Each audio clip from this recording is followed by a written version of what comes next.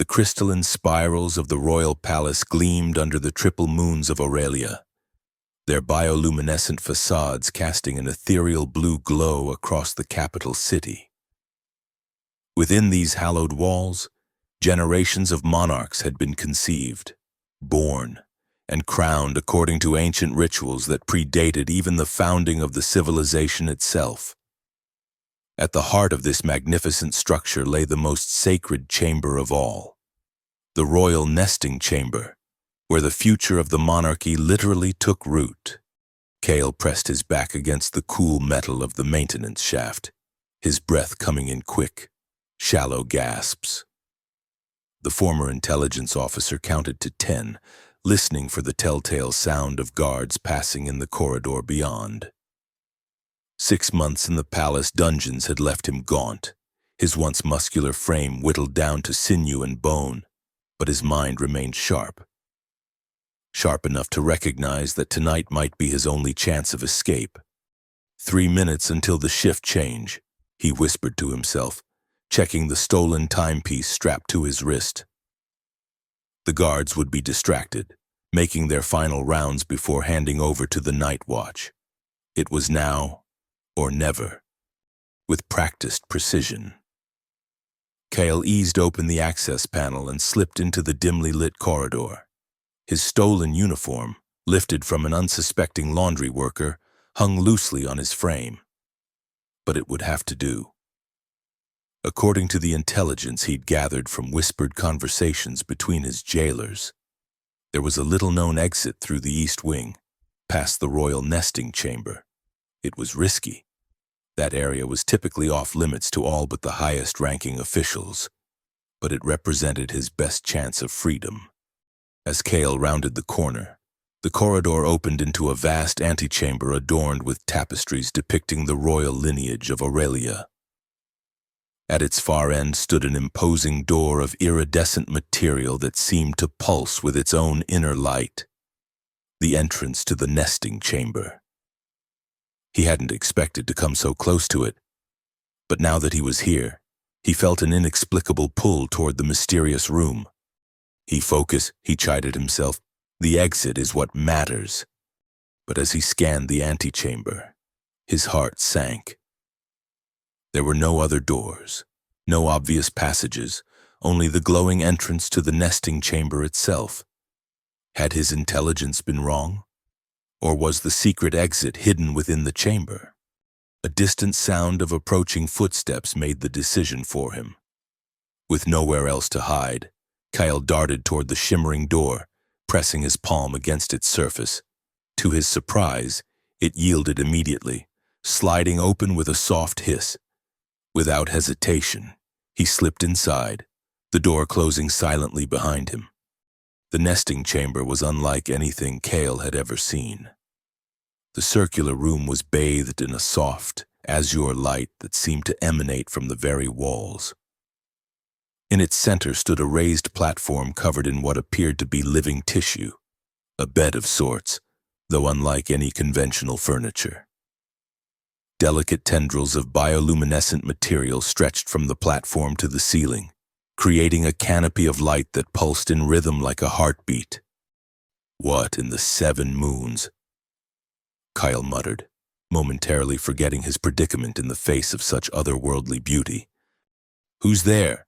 A female voice, sharp with authority, cut through the silence. Kale spun around, his hand instinctively reaching for a weapon he no longer possessed. Emerging from an alcove he hadn't noticed was a young woman dressed in flowing robes of royal blue. Her hair, the color of burnished gold, was elaborately braided with tiny luminescent flowers, a style reserved exclusively for the royal family. With a jolt of recognition, Kyle realized he was standing before Princess Ceres herself. "Your Highness," he stammered, dropping into a bow so deep it was almost a prostration. His mind raced. Of all the places to be discovered, the nesting chamber with the crown princess was perhaps the worst possible scenario. The punishment for such an intrusion would be far worse than his previous imprisonment. "Stand," commanded Ceres, her voice cool and measured. Explain yourself. Kale straightened slowly, careful to keep his hands visible. Forgive me, Your Highness. I am lost. I was assigned to maintenance in the East Wing and took a wrong turn. Her eyes narrowed, scanning his face with unsettling intensity. You're lying. I know every face that serves in this palace, and yours is not among them. Before Kale could formulate a response, a chime echoed through the chamber, and the blue light pulsed more intensely. Princess Ceres's eyes widened in alarm. The nesting ritual, it's activating, she gasped, looking around wildly. But that's impossible, and it's not scheduled for tonight. The platform in the center of the room began to glow brighter, the tendrils extending outward like searching fingers. One such tendril stretched toward Kale, and instinctively, he stepped back, bumping into the princess. Their hands touched briefly, a momentary accidental contact, but it was enough. The chamber erupted in a blinding flash of blue light. The tendrils retracted suddenly, converging on the platform before withdrawing into it. Then, as quickly as it had begun, the phenomenon ceased, leaving the room in its previous state of gentle illumination. Princess Ceres stood frozen, her face a mask of shock as she stared at her hand, then at Kale, then back at her hand. "What have you done?" she whispered, her voice trembling with a mixture of disbelief and fury. Kale, equally stunned, could only shake his head. I didn't." "The ritual activated," she cut him off, her voice rising. "It's complete. It's never failed in the history of our monarchy." Her hand moved to her abdomen in an unconscious gesture that made Kale's blood run cold. "You mean, I'm with child," she confirmed, her eyes blazing with anger. "Your child, the heir to the throne of Aurelia?" The implications hit Kale like a physical blow. In the space of a heartbeat, he had gone from escaped prisoner to royal consort, or more likely, dead man walking. There was no precedent for this. The nesting ritual was supposed to be a carefully orchestrated ceremony between royalty and selected genetic partners, not an accidental encounter with a fugitive. "Your Highness, he began, but was cut off by the sound of the chamber door sliding open. "Princess Ceres?" a deep, cultured voice called out. "Is everything all right?" The sensors detected ritual activation. Kale recognized that voice. Lord Chancellor Zirian, the princess's foster father and the second most powerful person in the kingdom. Also the man who had personally signed Kale's imprisonment order 6 months ago. Without thinking, Kale darted behind one of the chamber's curved walls, pressing himself into the shadows. Princess Ceres stood rigidly in the center of the room, her composure regained with remarkable speed. "Everything is fine, Lord Chancellor," she replied smoothly. "A minor fluctuation in the chamber's systems. Nothing to concern yourself with." From his hiding place, Kale could see Zirian's tall, imposing figure silhouetted in the doorway. The Lord Chancellor hesitated, his hawkish face betraying suspicion. "Are you certain? The readings indicated a complete ritual cycle." "Are you questioning my word?" Ceres asked, a dangerous edge to her voice. Zirian bowed deeply. "Never, Your Highness. Forgive my intrusion." As the door closed behind him, Ceres waited several beats before turning toward Kale's hiding place. "Come out," she commanded. Kale emerged cautiously, studying the princess's face for clues to his fate. To his surprise, she seemed more thoughtful than angry now, her initial shock replaced by calculation. "Why did you lie for me?" he asked quietly. "I didn't lie for you," she corrected him sharply. "I lied for myself, for the monarchy. Can you imagine the scandal if it became known that the royal heir was conceived with—" She gestured vaguely at him. "Whatever you are?" "Kale," he supplied. Former intelligence officer, currently, I suppose, fugitive. A flash of recognition crossed her face. The spy who was convicted of treason. You were imprisoned for stealing state secrets. Falsely imprisoned, he corrected. I discovered something I wasn't supposed to know about Lord Chancellor Zirian's private research projects. Biological weapons, banned under the Interstellar Convention. Saris frowned, clearly weighing his words against her trust in her foster father. Before she could respond, the distant sound of an alarm penetrated the chamber walls. They've discovered my escape, Kyle realized. I need to go. Now. And leave me in this situation? Saris demanded incredulously. Pregnant with a traitor's child. Not a traitor, Kale insisted. And I'm sorry about this truly, but staying here means certain death for me. The princess stepped closer, her eyes boring into his. If you run, I'll have no choice but to reveal everything. They'll hunt you to the ends of Aurelia. Kale matched her gaze unflinchingly. And if I stay, Zirian will eliminate me before I can explain what I know. Neither option seems particularly appealing. For a long moment, they stood at an impasse, the fate of 2 lives, 3, counting the newly conceived royal heir, hanging in the balance. Then, unexpectedly, Saris sighed. There's a maintenance passage behind the northern alcove, she said, gesturing to her right. It leads to the palace gardens. The guard rotation is lightest near the eastern perimeter wall. Kale blinked in surprise. You're helping me escape. I'm buying time, she corrected him. To figure out what to do about this situation, and to investigate your claims about Zirian. If you're lying. I'm not, Kyle interrupted. Check his private laboratory in the West Tower. Security code 739 Alpha. You'll find all the evidence you need. The alarm grew louder, signaling that the search was intensifying. Kyle moved toward the alcove she had indicated, then paused, turning back to the princess. What will you tell them about the ritual? Saris's hand moved again to her abdomen, her expression unreadable.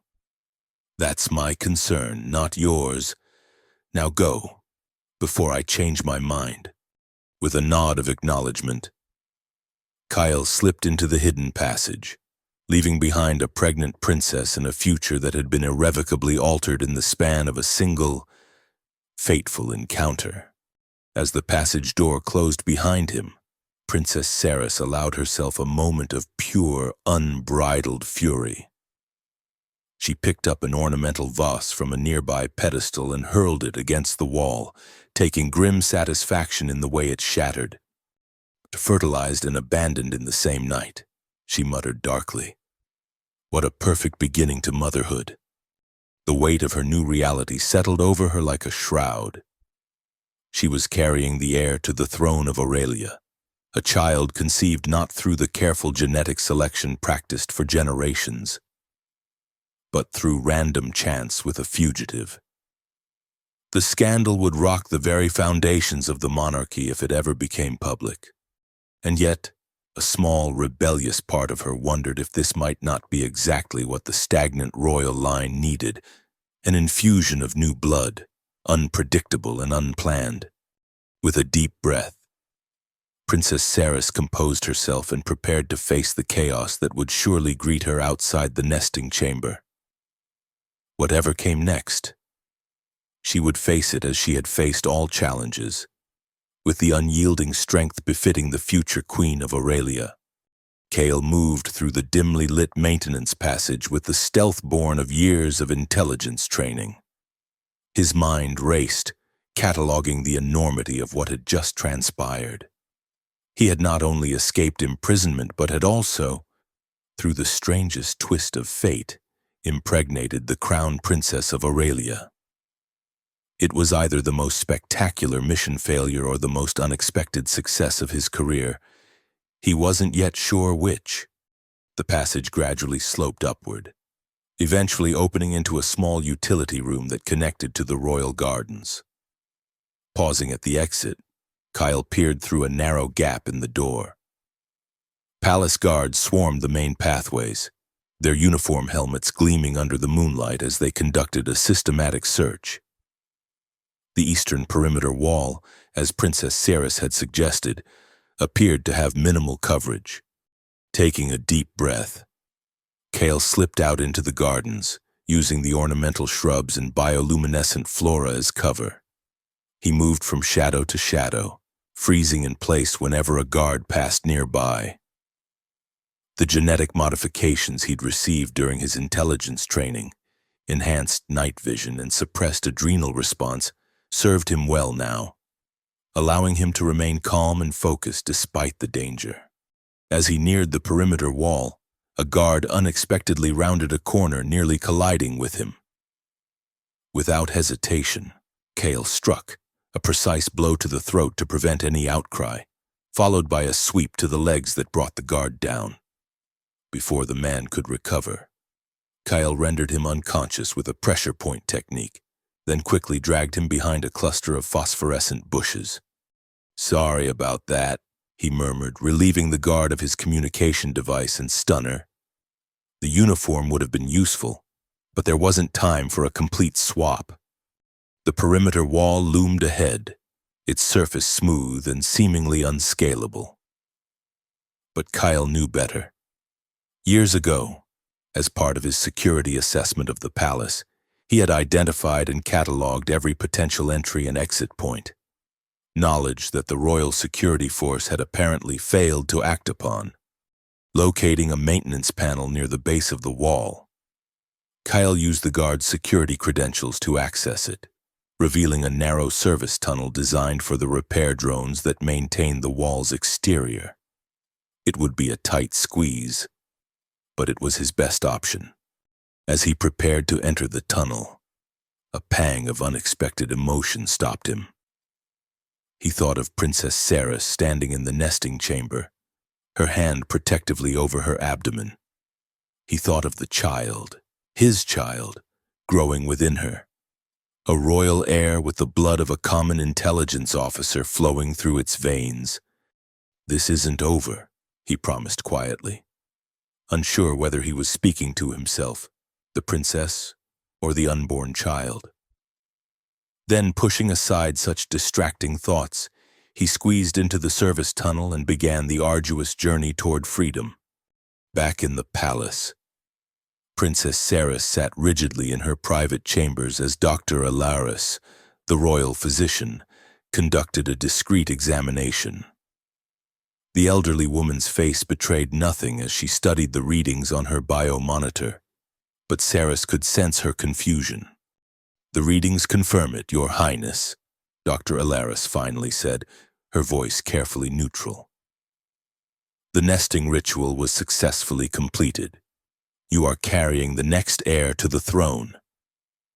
Ceres nodded, maintaining the regal composure expected of her. "And the genetic profile?" The physician hesitated. "It appears the paternal genetic contribution is unexpected. Not from any of the candidates selected by the Royal Genetic Council."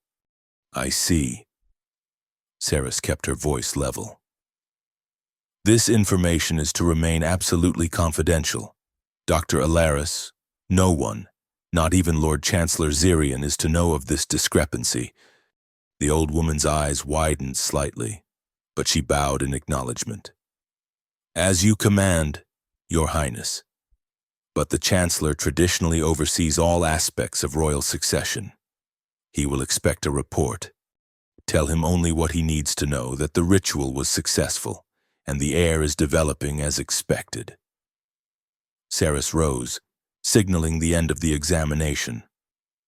"I will handle any further inquiries personally." After the physician departed, Ceres moved to the window overlooking the capital city. Somewhere out there, Kale was making his escape, carrying with him secrets about Zirian that, if true, could upend the power structure of the entire kingdom. Her hand drifted to her abdomen again, a gesture that was already becoming habitual. The child within her was both a complication and an opportunity.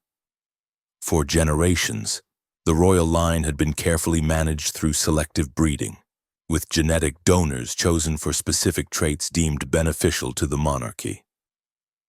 The result was a bloodline of unparalleled beauty and intelligence, but one increasingly susceptible to certain weaknesses, both physical and, some whispered, moral.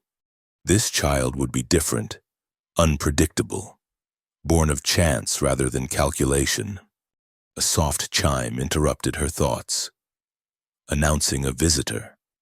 The door slid open to reveal Lord Chancellor Zirian, his tall frame silhouetted against the corridor lights. Despite the late hour, he was immaculately dressed in the formal robes of his office, his silver hair perfectly styled. "Princess," he greeted her with a bow. "I came as soon as I heard the news from the guards. A prisoner has escaped, the spy, Kale. I wanted to assure you personally that all measures are being taken to recapture him." Saris turned from the window, her face a careful mask. "Thank you for your concern, Lord Chancellor, but I hardly think one escaped prisoner warrants your personal attention at this hour." Zirian stepped further into the room, his hawk-like gaze missing nothing. "This is no ordinary prisoner, Your Highness. Kale was once one of our most skilled intelligence operatives before his unfortunate descent into treason. He possesses information that could be damaging to the security of the realm." "What sort of information?" Saris asked, watching him closely. A fleeting shadow crossed Zirian's face. "State secrets, Your Highness, military capabilities, defensive weaknesses, the usual targets of espionage." "Lies," Saris thought, remembering Kale's accusations about biological weapons research. But she merely nodded, playing the role of the disinterested royal. "I'm sure your security forces will handle the matter efficiently," she said dismissively. "Now, if you'll excuse me, Lord Chancellor, it's been a rather eventful evening, and I require rest." Zirian hesitated, clearly wanting to say more but bound by protocol. "Of course, Your Highness. Although, I did hear something curious from the monitoring systems, a record of unexpected activity in the nesting chamber earlier tonight." Saris felt her heart rate increase but kept her expression neutral. "As I told you before, a minor system fluctuation, nothing more." "Indeed." Zirian's smile didn't reach his eyes. "Still, perhaps we should schedule a full diagnostic of the chamber's systems. The nesting ritual is far too important to risk any irregularities." "A reasonable precaution," Saris agreed coolly, "but it can wait until morning. Good night, Lord Chancellor." With a final bow, Zirian withdrew, the door sliding shut behind him. Only then did Saris allow herself to exhale slowly, the tension she'd been holding finally releasing. She didn't trust Zirian, had never fully trusted him, if she was honest with herself. As her foster father following the death of her parents in a transport accident 10 years ago, he had been unfailingly supportive of her public role. But there had always been something calculating in his guidance, a sense that he viewed her more as an asset than a ward. And now, with Kale's accusations echoing in her mind and a royal heir growing in her womb, she found herself questioning everything she thought she knew about the power dynamics of Aurelia, moving to her private communication terminal. Saris entered a series of commands, bypassing the standard palace channels to access a secure line. The face that appeared on the screen was that of a stern woman in military uniform, her graying hair cropped short. "General Malin," Saris greeted her. "I require your assistance with a delicate matter." The general's expression remained impassive, but her eyes sharpened with interest. "I am at your Highness's service. There is a fugitive making his way through the city tonight, a former intelligence officer named Kale. The palace guards are searching for him, but Saris paused, choosing her words carefully. I believe it would be beneficial if he were to evade capture, at least temporarily. If General Malin was surprised by this request, she didn't show it. May I ask why, Your Highness? Let's just say he possesses information that I need to verify independently. Information concerning Lord Chancellor Zirian's research activities. Understanding dawned in the general's eyes. She and Zirian had a well-known rivalry, with the military often at odds with the Chancellor's more diplomatic approach to planetary security. Consider it done, Your Highness. My people will ensure he slips through the net. Where would you suggest he might be safely contained? Saris considered for a moment. The old observatory in the southern district, it's isolated, defensible, and officially decommissioned after the last budget cuts. A wise choice, Malin nodded. And how shall we handle communication? I'll establish contact through secure channels once he's settled. Saris replied, For now. Just ensure his safety and keep this operation absolutely classified. Understood, Your Highness. The general hesitated, then added, If I may speak freely, whatever game you're playing with the Chancellor, be careful. He doesn't respond well to challenges to his authority. Saris offered a thin smile. Noted, General. But I'm not playing a game. I'm protecting the future of the monarchy. As the communication ended, Saris returned to the window, gazing out at the city where somewhere Kyle was running for his life, unaware that his fate had just taken another unexpected turn. The first pieces were moving on the board, a game of strategy beginning that would determine not only their individual futures but the destiny of an entire world. And at the center of it all, barely perceptible but growing stronger by the moment, was the new life within her, a child conceived in chaos, but perhaps destined for greatness. The streets of the capital city were a maze of bioluminescent architecture and shadowy alleys, a perfect urban landscape for someone with Kale's training to disappear into. He had ditched his stolen palace uniform at the first opportunity, exchanging it for civilian clothes lifted from a residential drying station. Now, dressed in the nondescript attire of a middle-class worker, he moved through the late-night crowds with practiced anonymity. Palace security broadcasts flickered on public view screens, displaying his face and warning citizens of a dangerous fugitive. Most people barely glanced at the announcements, too absorbed in their own affairs to pay attention to yet another security alert. Still, Kyle kept his head down, using the hood of his stolen jacket to shadow his features. His immediate goal was to reach the Undercity, the sprawling network of maintenance tunnels, abandoned infrastructure, and unofficial settlements that existed beneath the gleaming surface of the capital. There, among the forgotten and the overlooked, he might find temporary safety and the connections needed to get off planet. As he approached the transit hub that would take him to the lower levels, Kale noticed a patrol of royal guards scanning the faces of passengers.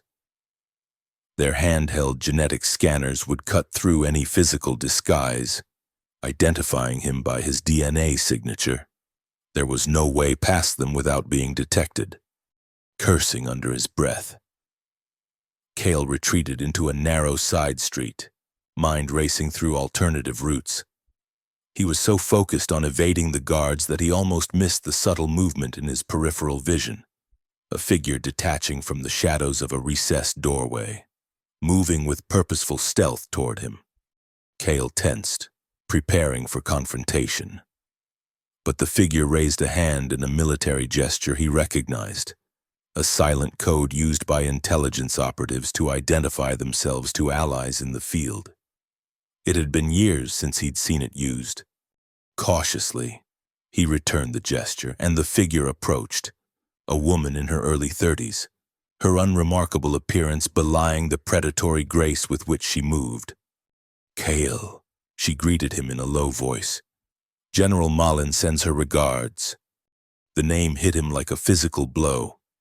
General Malin had been his commanding officer years ago, before his final mission had gone catastrophically wrong and led to his disgrace and imprisonment. Why would she be reaching out now? I don't know what you're talking about, he replied cautiously. You've mistaken me for someone else. The woman smiled thinly. Save it. We're here to extract you on the General's orders. Royal Security has the transit hubs locked down, but we have alternative transportation waiting 3 blocks east.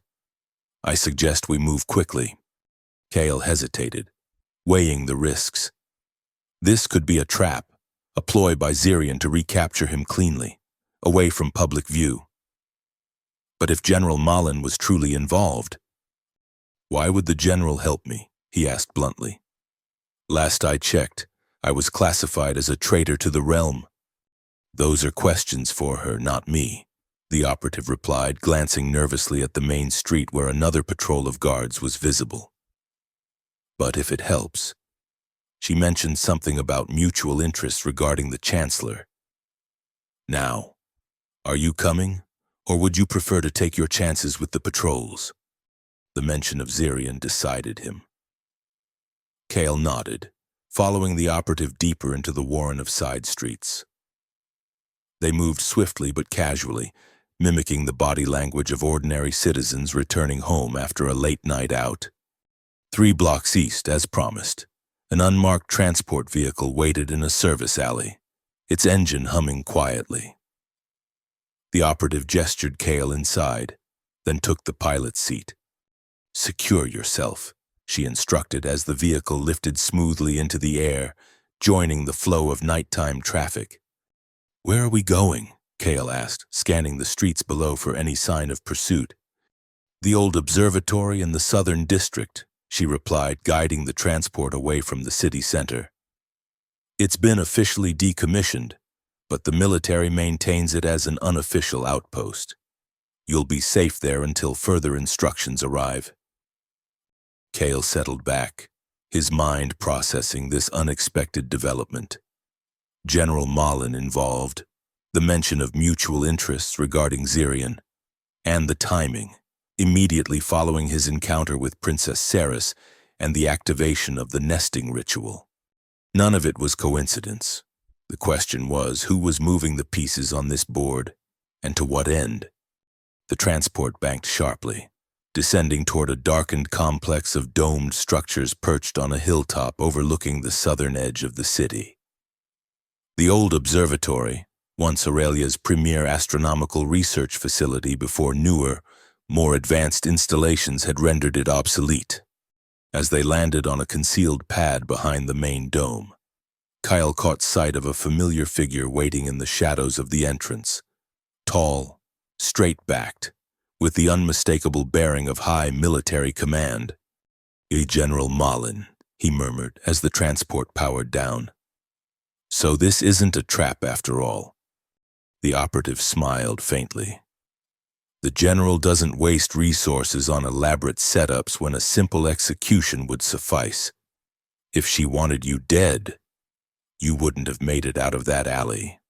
It wasn't entirely reassuring, but Kale had to concede the logic. Taking a deep breath, he stepped out of the transport to face his former commander, and, perhaps to begin understanding the new game in which he had become an unwitting piece. General Malin stood ramrod straight at the entrance to the observatory, her weathered face impassive as Kyle approached. Years had passed since they'd last stood face to face, but time had done little to diminish the aura of authority that surrounded her like a force field. Officer Kale, she greeted him, deliberately using his former rank. You've led palace security on quite a chase tonight. Kale stopped a respectful distance away, instinctively falling into the formal stance of a subordinate addressing a superior officer. General, I admit I'm surprised to find myself in your custody rather than Zirian's dungeon. A ghost of a smile touched Malin's lips. Not custody. Kyle. Protection. She gestured toward the observatory entrance. Come inside. We have much to discuss. And these old walls are more secure than most modern facilities. No networked systems for Xerian's people to hack. The interior of the observatory was a curious blend of abandonment and careful maintenance. Dust covered unused equipment, yet the essential systems hummed with quiet efficiency. Malin led him to what had once been the facility's control room, now repurposed as a Spartan command center. Sit, she instructed, indicating a chair at a conference table. As Kale complied, she poured 2 glasses of amber liquid from a decanter on a side table, sliding one toward him. Aurelian brandy. After the night you've had, I imagine you could use it. Kale accepted the glass but didn't drink immediately. With respect, General, I'd prefer clarity to comfort at the moment. Why am I here? What's your interest in my escape? Malin took a measured sip of her brandy before responding. My interest is the same as it's always been, the security and prosperity of Aurelia. Which brings me to my first question. What exactly did you witness in Xerian's private laboratory 6 months ago that got you thrown into a dungeon on trumped-up charges of treason? Kale tensed. He had expected this question eventually, but not so directly, so soon. You know about that? I know that one of my best intelligence officers was suddenly convicted of treason with suspiciously little evidence made public. I know that Chancellor Xerian personally oversaw your case, bypassing standard military justice protocols. And I know that you've maintained your innocence throughout, despite persuasive interrogation methods. Her eyes flickered briefly to the faint scars visible on Kale's wrists where restraints had cut into his skin. So, yes, I've had my suspicions, but now I need facts. Kale took a drink, the brandy burning a path down his throat, steadying him. I was assigned to assess security protocols for the new research wing in the West Tower. Standard procedure, testing for vulnerabilities, ensuring classified work remained protected. But I found a section that wasn't on any official plans, accessible only through Xerian's private elevator. And naturally, you investigated, Malin said, a hint of dry amusement in her voice. It's what you trained me to do, Kyle replied without apology. Inside was a laboratory unlike anything I'd seen before. Biological research, but not the medical kind we publish about in scientific journals. They were weaponizing native Aurelian flora, specifically the neurotoxic properties of the Lunaria vine. Malin's expression darkened. The Lunaria is one of the deadliest plants in our ecosystem. Its toxin causes paralysis followed by a particularly agonizing death as the nervous system essentially dissolves. Exactly. And they've managed to modify it to be airborne, with an incubation period long enough to allow for widespread dissemination before symptoms appear. Kale leaned forward, his voice dropping. General, they've created a bioweapon that could wipe out entire populations without damaging infrastructure. Perfect for conquest. But conquest of whom? Malin mused. Aurelia has no enemies that would warrant such extreme measures. We've been at peace with neighboring systems for generations. That's what I couldn't figure out, Kyle admitted. Until I accessed their test subject records. He paused, the memory still disturbing. They weren't testing for effectiveness against foreign physiologies. General. They were testing it on genetic samples from various Aurelian population groups. The implication hung in the air between them, too monstrous to articulate immediately. Finally, Malin spoke, her voice tight with controlled fury. You're suggesting that the Lord Chancellor is developing a bioweapon for use against our own people. Kale nodded grimly. Specific segments of our people, to be precise. The genetic markers they were focusing on are most common in the outer territories, the regions that have been most vocal about autonomy from central rule. Malin set down her glass, her knuckles white. Political genocide, wrapped in the plausible deniability of a natural pandemic. She was silent for a long moment, processing. Then, with military precision, she refocused. What happened after you discovered this? I did what any loyal officer would do. I prepared a secure report for the military command. Kale's mouth twisted bitterly. But before I could transmit it, Zirian's security team intercepted me. My report was confiscated, my security clearance revoked, and within hours, I was facing a closed tribunal on charges of attempting to steal state secret. The rest you know. And your evidence? Destroyed, as far as I know, or buried so deeply in classified archives that it might as well be. Kale finished his brandy in a single swallow. Which brings me back to my original question.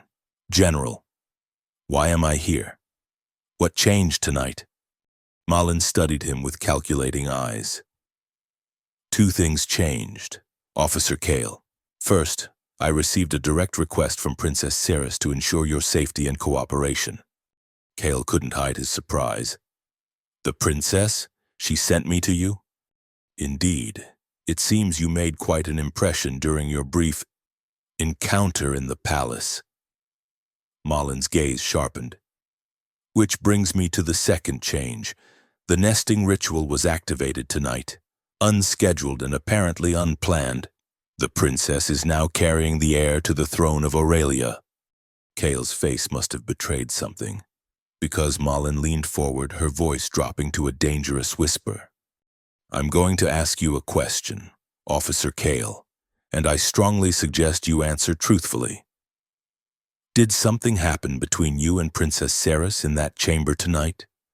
The moment stretched, taut with tension. Finally, Kale nodded once, sharply. It was an accident.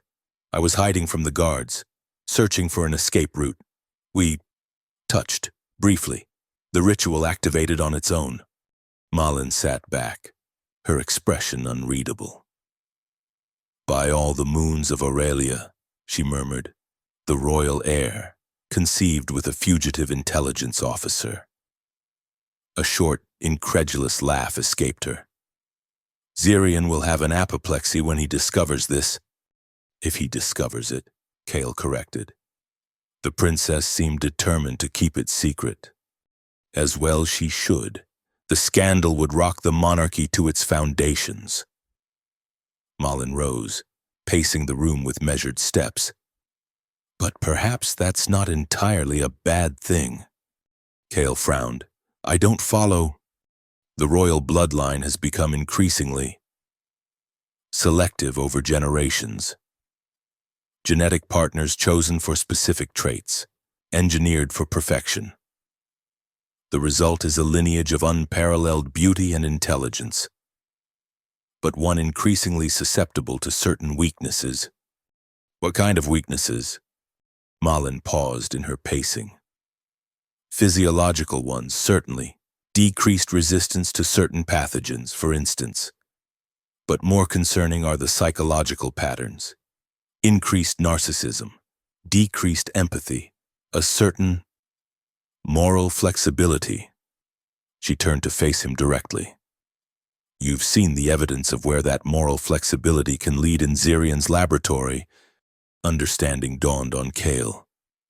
And a child with different genetic input might break that pattern. It might, Malin agreed. Especially if that input comes from someone with a strong moral compass and the courage to act on it. Someone who would risk everything to expose a plot against innocent citizens. The implication was clear, and Kale felt the weight of it settling on his shoulders.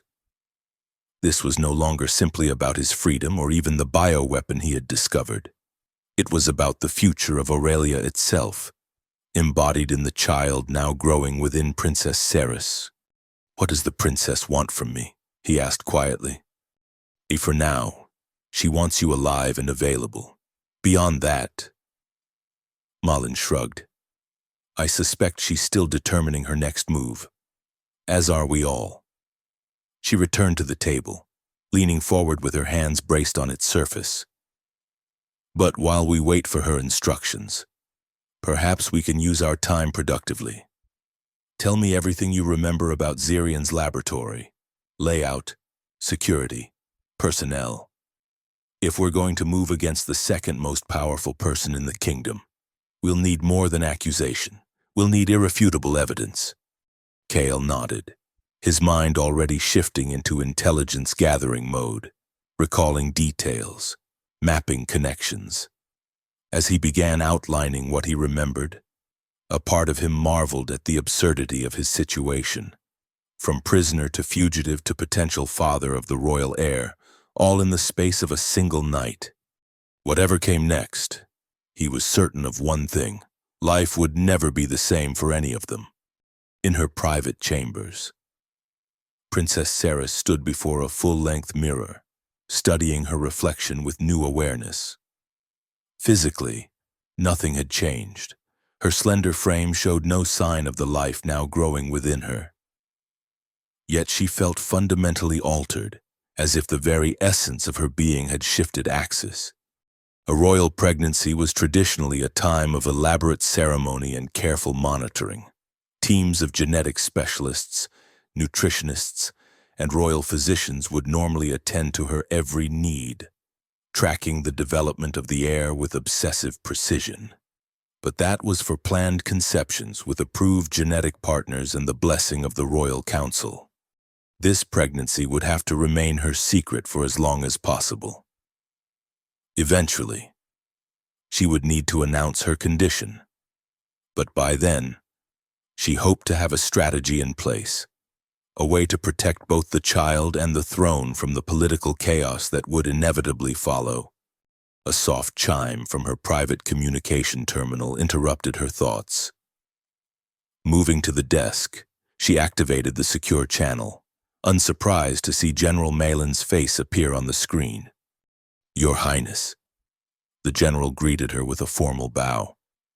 "The package has been secured at the location we discussed." Saris nodded, understanding the coded language. "And its condition?" "Intact and cooperative. I've conducted an initial debriefing and found the contents most illuminating." Malin's expression remained professional, but there was a hint of something, concern, respect, in her eyes. "May I speak freely, Your Highness?" "Please do." "The accusations against Chancellor Zirian are grave but consistent with certain patterns my intelligence division has observed.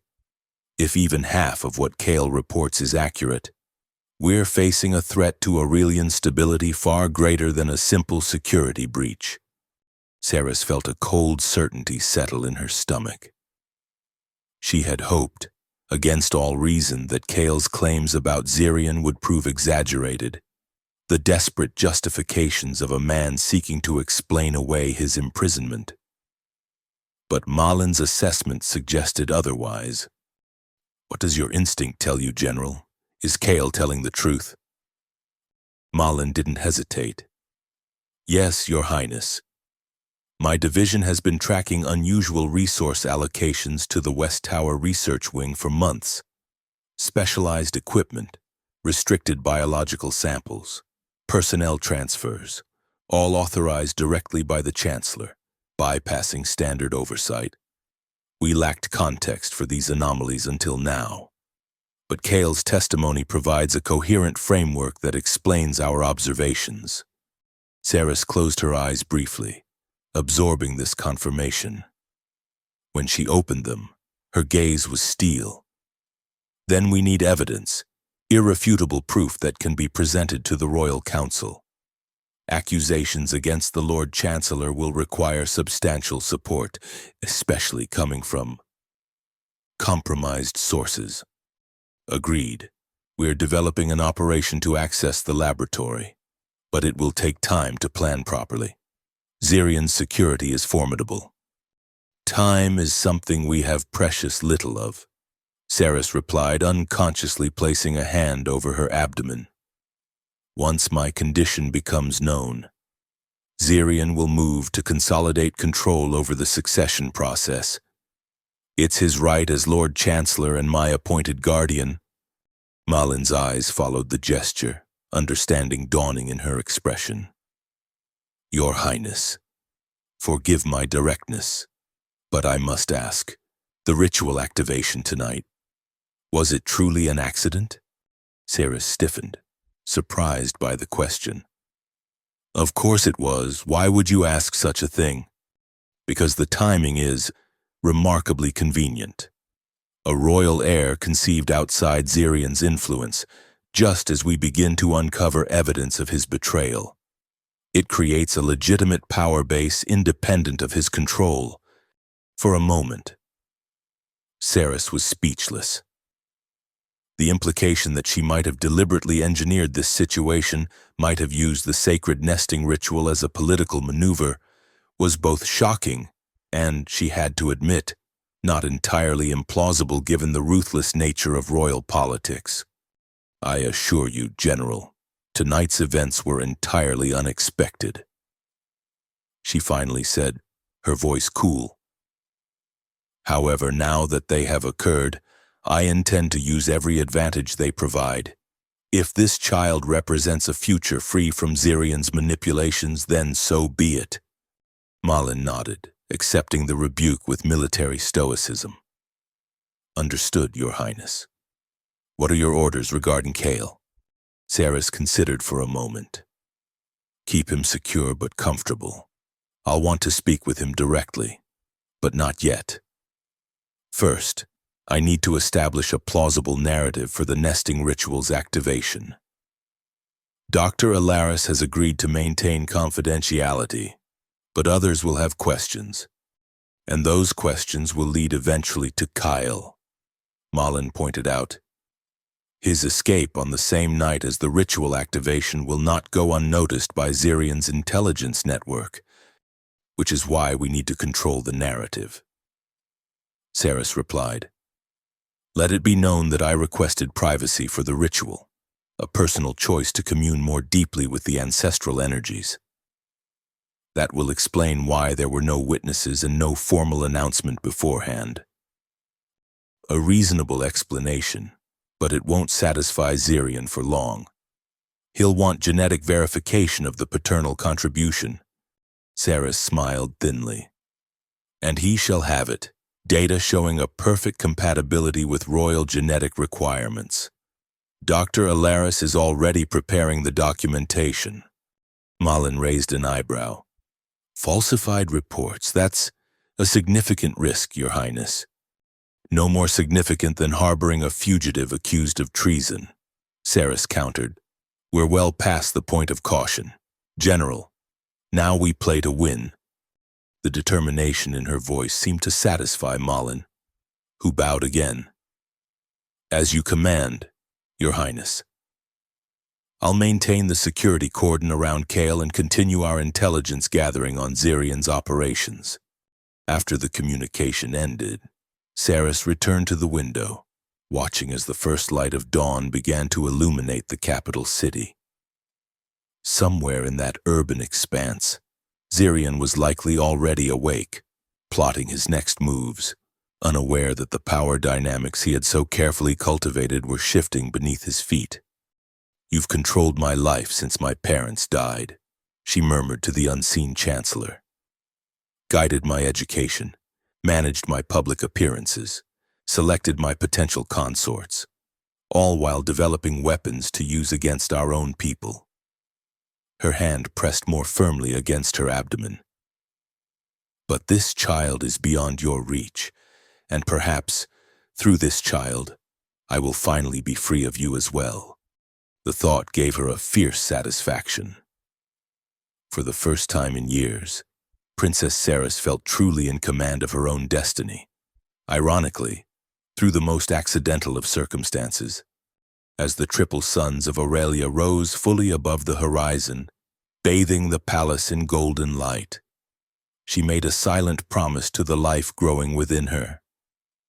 This child would not be merely another link in the chain of royal succession. This child would be the catalyst for change, a new beginning for the monarchy and for Aurelia itself. And Cale, the accidental father, would have a role to play in that future, whether he realized it yet or not. 3 days passed in a blur of strategic planning and careful maneuvering. Within the secure confines of the abandoned observatory, Cale worked closely with General Malin's intelligence team, recreating from memory every detail of Zirian's secret laboratory, its layout, security systems, personnel rotations, and most importantly, the nature of the bioweapons being developed there. His years of training as an intelligence officer served him well now, allowing him to recall minute details that might prove crucial. The specific access codes he had observed technicians using, the biological containment protocols, even the scheduling of sample deliveries from the Botanical Research Division. The most damning evidence will be in the central database, Kyle explained, pointing to a schematic they had constructed based on his recollections. Testing protocols, subject genetic profiles, deployment simulations. Zirian is too methodical to operate without comprehensive documentation. Colonel Vess, Malin's head of covert operations, frowned at the diagram. And this database is isolated from the palace network? No remote access? None, Cale confirmed. It's a closed system, physically separated from all other networks. The only way to extract data is through direct access terminals within the laboratory itself. Which means we need to put someone inside, Vess concluded grimly. Past multiple layers of biometric security, in a facility crawling with Zirian's personal guard. Not just anyone, Cale added. Someone with the technical expertise to navigate the database architecture and identify the critical files. In the limited time available, they'd need to know exactly what they're looking for. The implication hung in the air, unspoken but obvious. Kyle was the logical choice for such an operation. Perhaps the only choice, given his first-hand knowledge of the facility and his technical background. But sending him back into the heart of Zirian's domain, when he was already Aurelia's most wanted fugitive, bordered on suicidal. Before the discussion could continue, a junior officer entered the command center, coming to attention before General Malin. "General, the special visitor has arrived." Malin nodded, a flicker of something, anticipation, concern, crossing her weathered features. "Escort them in, Lieutenant, and ensure privacy protocols are activated." Moments later, a hooded figure entered the room, flanked by 2 elite royal guards bearing the distinctive insignia of the princess's personal security detail. As the door sealed behind them, the figure lowered its hood, revealing the unmistakable features of Princess Saris herself. Cale and the others immediately dropped to one knee in the formal gesture of royal obeisance. But Saris waved impatiently. "Rise, all of you. We have no time for formalities." As they stood, Cale found himself studying the princess with new awareness.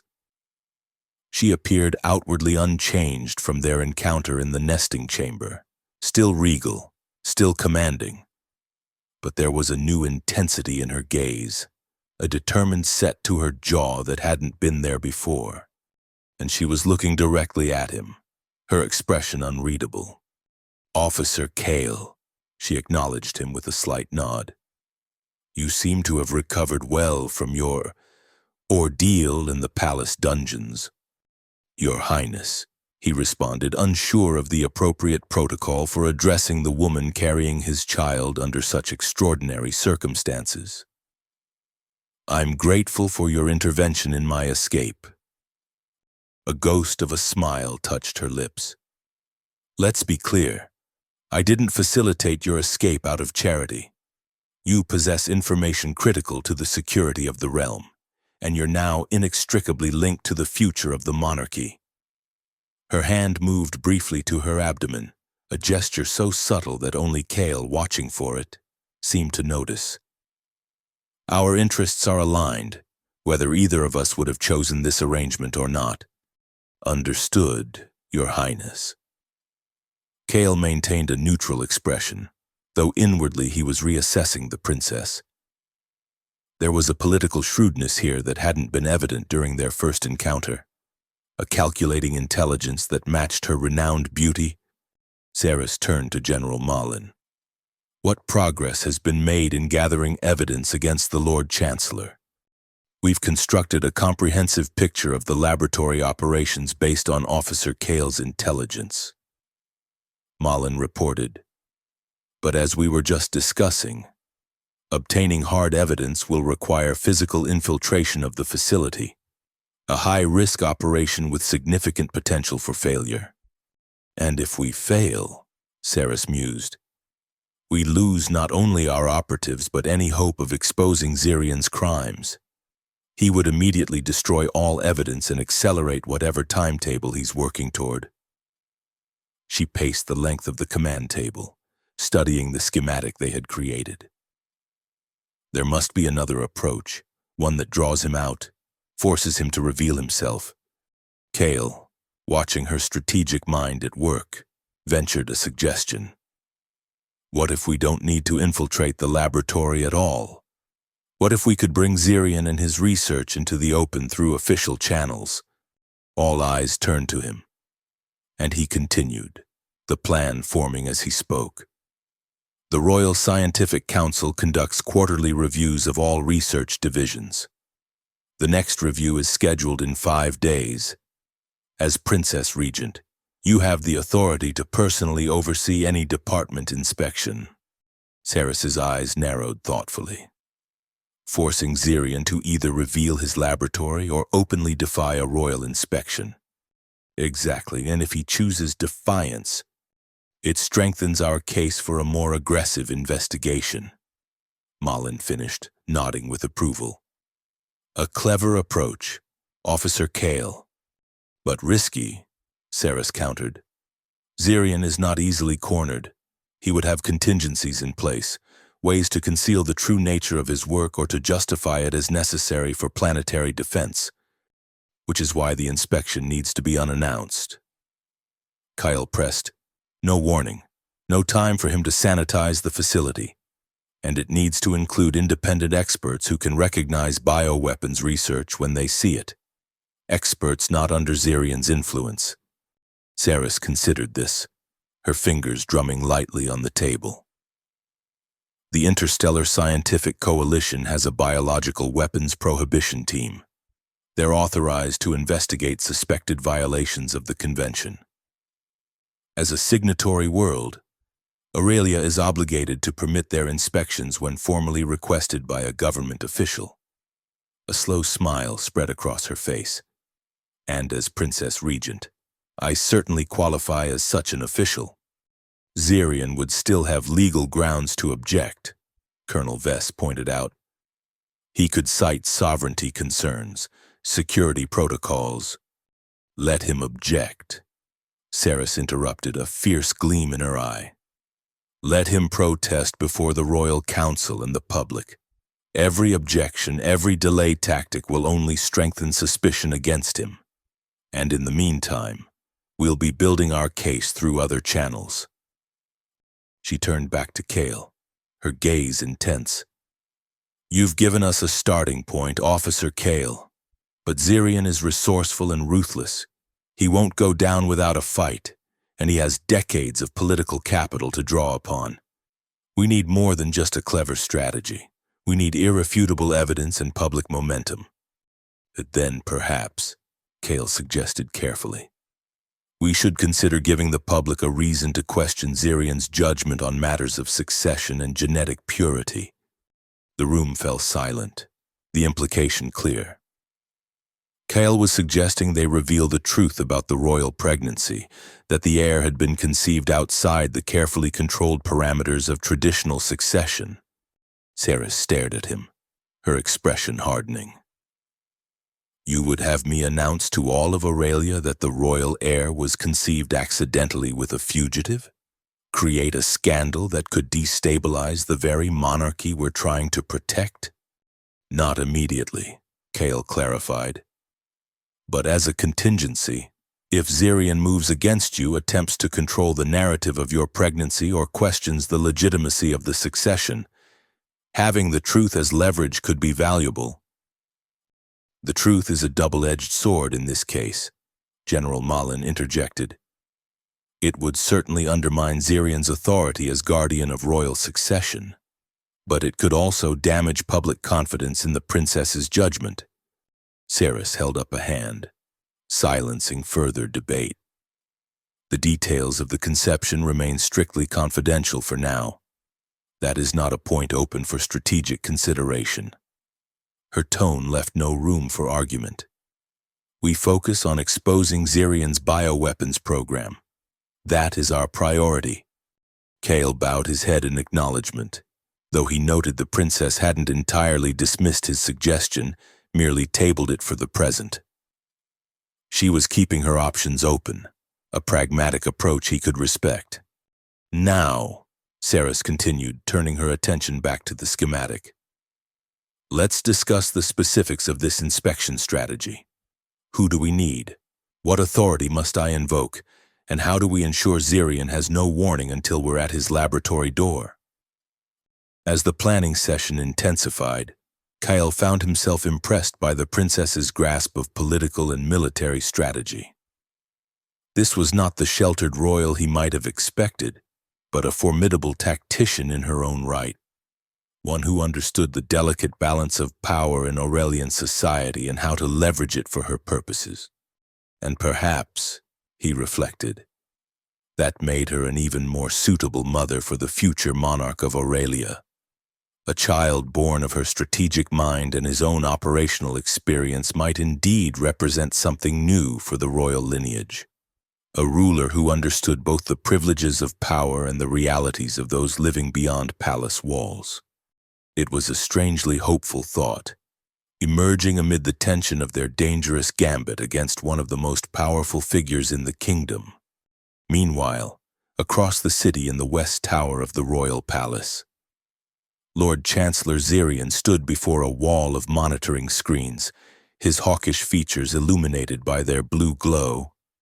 Each screen displayed different data, security reports, surveillance footage, communication intercepts, genetic analyses. 3 days, he murmured to his chief of security, a severe woman with military-grade cybernetic enhancements visible at her temples. 3 days since the princess underwent an unscheduled nesting ritual. 3 days since our most dangerous prisoner escaped. And 3 days since General Malin's Special Operations Division went suspiciously dark. He turned, fixing his subordinate with a penetrating stare. These are not coincidences. Commander Lentz. No, Lord Chancellor, she agreed. Our intelligence suggests coordination. The princess has had 3 secure communications with General Malin, content unknown due to military-grade encryption, and our tracking systems lost Kyle in the southern district, an area known to contain several decommissioned military installations. Zirian's lips thinned with displeasure. And what of the genetic analysis from the nesting chamber? Inconclusive, my lord. Dr. Alaris claims the ritual was fully successful but has restricted access to the full genetic profile, citing royal privacy protocols. Our attempt to override those protocols was detected and blocked by the princess's security team. This news clearly disturbed Zirian, though he maintained his composure. The princess has never shown such initiative in security matters before. Something has changed. He paced before the monitors, hands clasped behind his back. And the timing coincides precisely with Kale's escape. You believe there's a connection between the fugitive and the princess? Commander Lenz asked, her tone carefully neutral. I believe nothing without evidence, Zirian replied sharply. But I suspect everything when patterns emerge. He stopped before a particular screen displaying the royal medical records, or rather, the encrypted barrier preventing access to those records. The nesting ritual is the foundation of our monarchy's legitimacy. For thousands of years, it has ensured that only the most genetically perfect specimens contribute to the royal bloodline. If something has disrupted that process, the consequences could be far-reaching. What are your orders, Lord Chancellor? Zirian was silent for a moment, calculating. Intensify surveillance on General Malin's known facilities.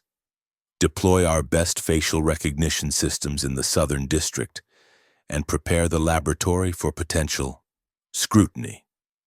Transfer the most sensitive materials to the secondary facility beneath the northern mountains. And the princess? A shadow crossed Zirian's face.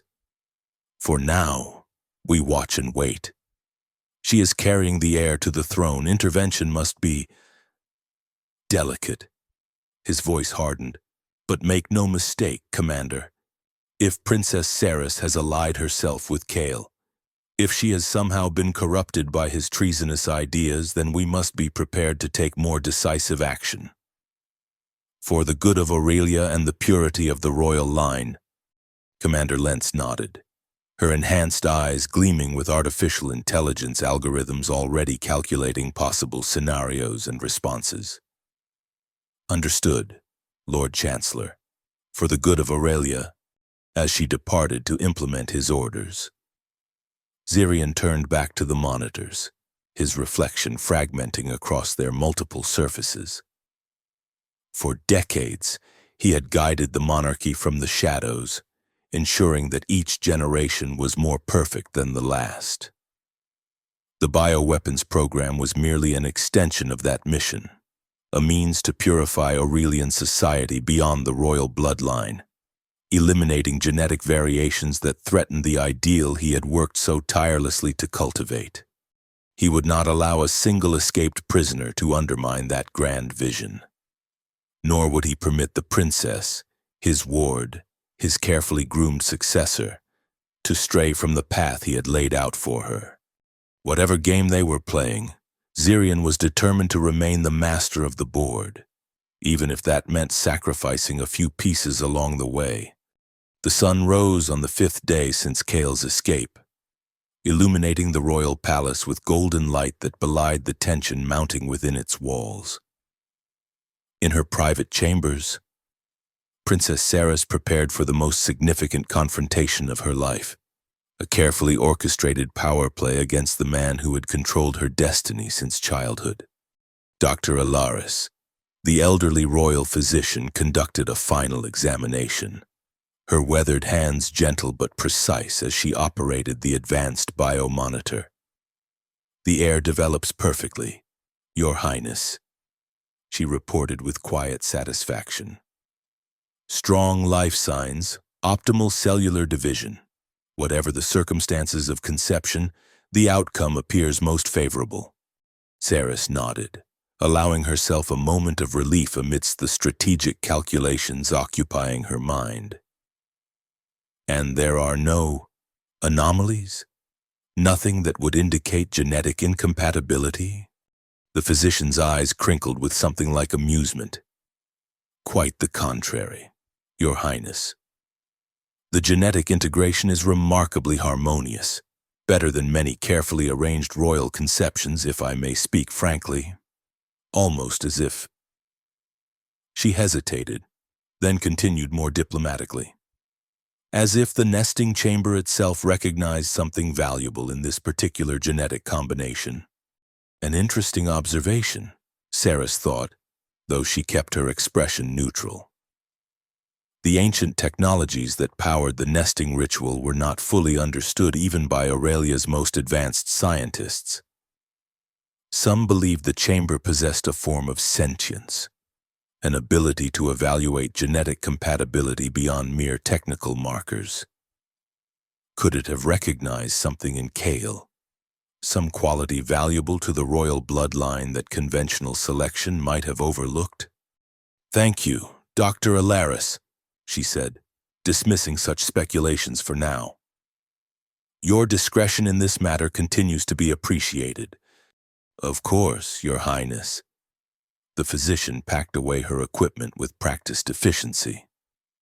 Though I feel compelled to advise you that today's activities carry potential stress factors that would not typically be recommended during early royal gestation. Saris allowed herself a thin smile. Noted, Doctor.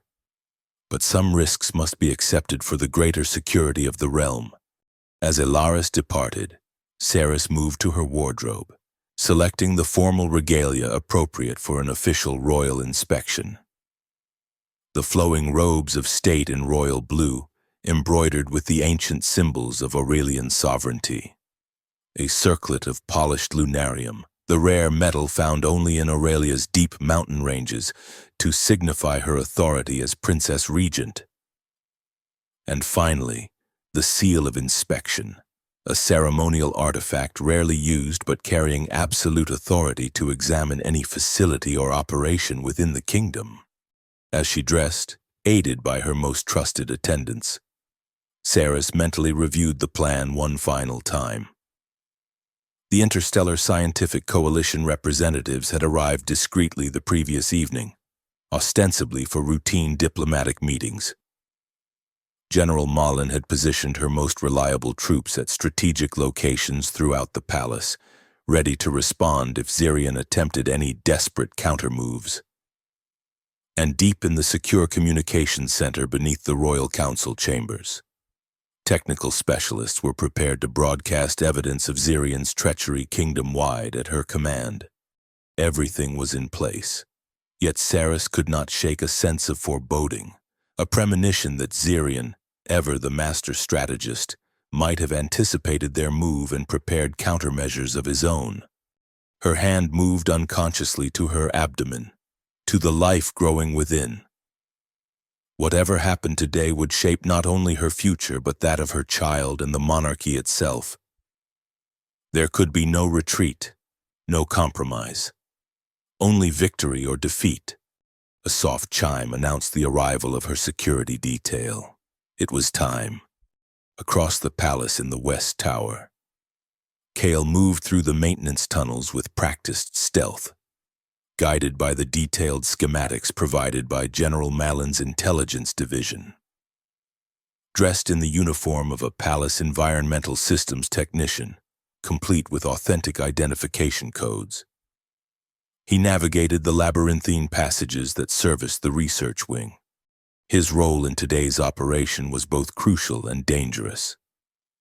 While Princess Saris led the official inspection team through the main entrance, drawing Zirian's attention and forcing him to respond to direct royal authority, Kyle would infiltrate the laboratory from below, accessing the maintenance systems that regulated the facility's atmospheric controls and biological containment protocols. He wouldn't attempt to steal data directly. That remained too risky given the isolated nature of the laboratory's systems. Instead, his mission was to create a diversion if necessary, and more importantly, to ensure that Zirian couldn't trigger any emergency purge protocols that might destroy evidence once the inspection began. "In position," he murmured into the discreet communication device concealed in his collar. "Awaiting confirmation that the inspection team has entered the research wing." "Acknowledged," came the crisp response from Colonel Vess, who was coordinating the operation from the military command center. "Princess Saris and the delegation are approaching the main research division now. Lord Chancellor Zirian has been notified of their arrival and is moving to intercept." Kale allowed himself a grim smile. The game was in motion. Now they would see if their strategy was sufficient to outmaneuver one of Aurelia's most cunning political minds. In the grand corridor leading to the research division, Princess Saris walked with measured dignity, flanked by her royal guards and accompanied by 3 representatives from the Interstellar Scientific Coalition. Distinguished scientists whose expertise in biological weapons detection was unparalleled. Behind them followed members of the Royal Scientific Council, their expressions a mixture of confusion and apprehension at this unprecedented inspection. As they approached the secured entrance to the research wing, Lord Chancellor Zirian appeared, moving swiftly to intercept them. He was immaculately dressed as always, his silver hair perfectly styled, his face a mask of polite concern. "Princess Ceres," he greeted her with a formal bow. "This is an unexpected honor. Had I known you intended to tour the research facilities today, I would have arranged a proper reception." Ceres met his gaze steadily. "This is not a tour, Lord Chancellor. It is an official inspection under the royal seal." She held up the ancient artifact, its crystalline surface catching the light. With specific focus on the biological research laboratories in the West Tower, Zirian's expression didn't change.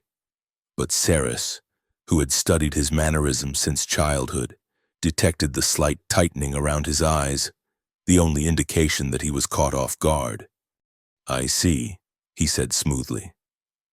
"And may I inquire as to the reason for such a formal inspection? The research division undergoes regular reviews by the Scientific Council." "Indeed it does," Ceres agreed. "However, I have received concerning reports regarding unauthorized research potentially in violation of the Interstellar Convention on Biological Weapons."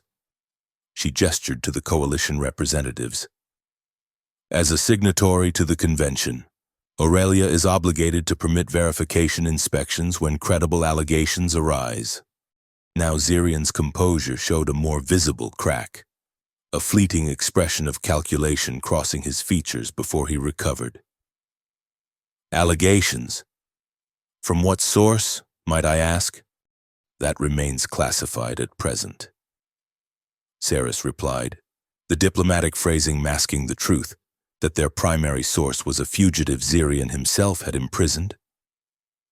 "What matters is the verification process, which must proceed without delay." Zirian spread his hands in a gesture of apparent openness. "Of course, Your Highness. Aurelia has nothing to hide from our interstellar partners." His smile didn't reach his eyes. "However, there are certain security protocols that must be observed. Some research areas contain sensitive materials related to planetary defense. Perhaps if you would allow me to guide the inspection personally." "That won't be necessary, Lord Chancellor," Ceres interrupted smoothly. "The inspection team has the highest security clearances, and I will be personally overseeing their work." She stepped forward, forcing Zirian to give way or risk the impropriety of physically blocking the Princess Regent. "Now, if you would be so kind as to authorize access to all research facilities in this wing, including any restricted areas not listed in the official registry." It was a direct challenge, an unmistakable indication that she knew about the secret laboratory. For a moment, tension crackled between them, years of power dynamics shifting in the space of a few seconds. Then Zirian bowed again, this time lower, a courtier's gesture of compliance. "As you wish, Your Highness. I live to serve the monarchy and Aurelia." He turned to the security panel beside the entrance, placing his hand on the biometric scanner. "Though I must protest the implication that I would ever conceal information from you or the Royal Council." As the massive doors slid open, revealing the pristine main laboratory beyond, Ceres felt a flutter of unease. Zirian had yielded too easily. Either he was confident they would find nothing incriminating, or he had already taken steps to ensure any damning evidence was hidden or destroyed. She activated her communication device with a subtle gesture, speaking in a whisper as she followed Zirian into the research wing. "He's cooperating. Too readily. Proceed with caution on all fronts. Deep in the maintenance tunnels beneath the laboratory." Kyle received the warning and immediately heightened his vigilance. If Zirian was confident enough to allow the inspection without resistance, it meant one of two things. Either he had already purged the evidence or he had a trap prepared. Checking his portable scanner, Kale detected unusual power fluctuations in the section directly beneath the restricted laboratory, surges consistent with large-scale data transfers or system reconfigurations. Something was happening down there. Something not part of normal operations. "Colonel Vess," he murmured into his communicator. "I'm detecting anomalous power signatures below the target area. Request permission to investigate." There was a brief pause before the response came. "Granted, but maintain extreme caution. If Zirian has set a trap, you're likely walking into it." Acknowledged. Kale checked his equipment one final time, then moved deeper into the maintenance tunnels, following the power fluctuations to their source. The path took him through increasingly restricted areas, requiring the specialized access codes provided by General Malin's intelligence team. Finally, he reached a section that wasn't on any of their schematics, a recently constructed addition to the maintenance system, its surfaces still gleaming with newness. The power fluctuations emanated from beyond a heavily secured door marked with biohazard warnings in multiple languages. "I've found something," he reported quietly. "A new addition to the tunnel system, heavily secured. Definitely not standard maintenance infrastructure." "Can you access it?" Vess asked. Kale examined the security panel. "Not without triggering alarms. This is military-grade encryption, possibly with biological authentication protocols." He held position. The inspection team is approaching the main laboratory now. Let's see what they discover before we risk exposure. Above, in the main research facility, Princess Saris and the inspection team moved methodically through the various departments, led by Zirian with his most charming diplomatic manner. The laboratories they had seen thus far were exactly as expected, advanced but conventional research into Aurelian biology, medicine, and genetics. As you can see, Zirian was explaining to the coalition representatives, "Our work focuses primarily on medical applications, treatments for genetic disorders, longevity enhancements, optimization of agricultural outputs, all well within the parameters of the convention." Dr. Nalini, the lead coalition inspector, nodded politely but remained professionally skeptical. "Very impressive facilities, Lord Chancellor. However, our intelligence suggests there may be additional research areas not included in this tour. Specifically, we're interested in examining the restricted laboratory in the western section of this wing." The words hung in the air like a challenge. Zirian's smile remained fixed, but Saris noticed a subtle shift in his posture, a tensing of the shoulders, a slight narrowing of the eyes. He said smoothly. "You refer to our Planetary Defense Research Division. Yes, that area is under additional security protocols, given the sensitive nature of the work." He turned to Princess Saris with a deferential bow. "With Your Highness's permission, I can arrange limited access for the inspection team, though certain projects may require specific clearances even beyond your royal authority." It was a masterful political maneuver, acknowledging the existence of a restricted area while simultaneously attempting to limit access and subtly challenging even the princess's authority to override security protocols. Saris had expected nothing less from her foster father, who had spent decades navigating the complex power structures of Aurelian politics. "All security protocols are suspended under the royal seal of inspection," she replied firmly, holding up the ancient artifact once more. "And as signatories to the Interstellar Convention, we are obligated to provide the coalition representatives with unrestricted access to any facility suspected of potential violations." She stepped closer to Zirian, lowering her voice so only he could hear.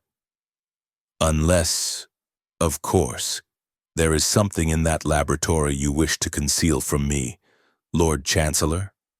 For the briefest moment, something dangerous flashed in Zirian's eyes, a cold calculation that reminded Saris that beneath his cultured exterior lurked a ruthless political survivor.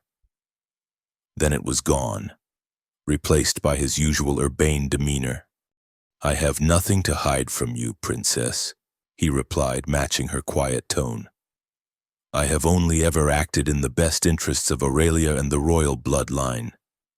As you will see," he raised his voice, addressing the entire group, "please, follow me to the Western Laboratory. I believe you'll find our defensive research both fascinating and entirely compliant with interstellar agreements." As they proceeded deeper into the research wing, Saris activated her communication device with a subtle gesture. "We're heading to the restricted laboratory now. Zirian is cooperating but seems too confident. Be prepared for deception." Deep below in the maintenance tunnels, Kyle received the message and felt his suspicion deepen. Zirian's confidence suggested he had already sanitized the laboratory or prepared some form of misdirection. The power fluctuations Kale had detected might be related to a hasty data purge or transfer.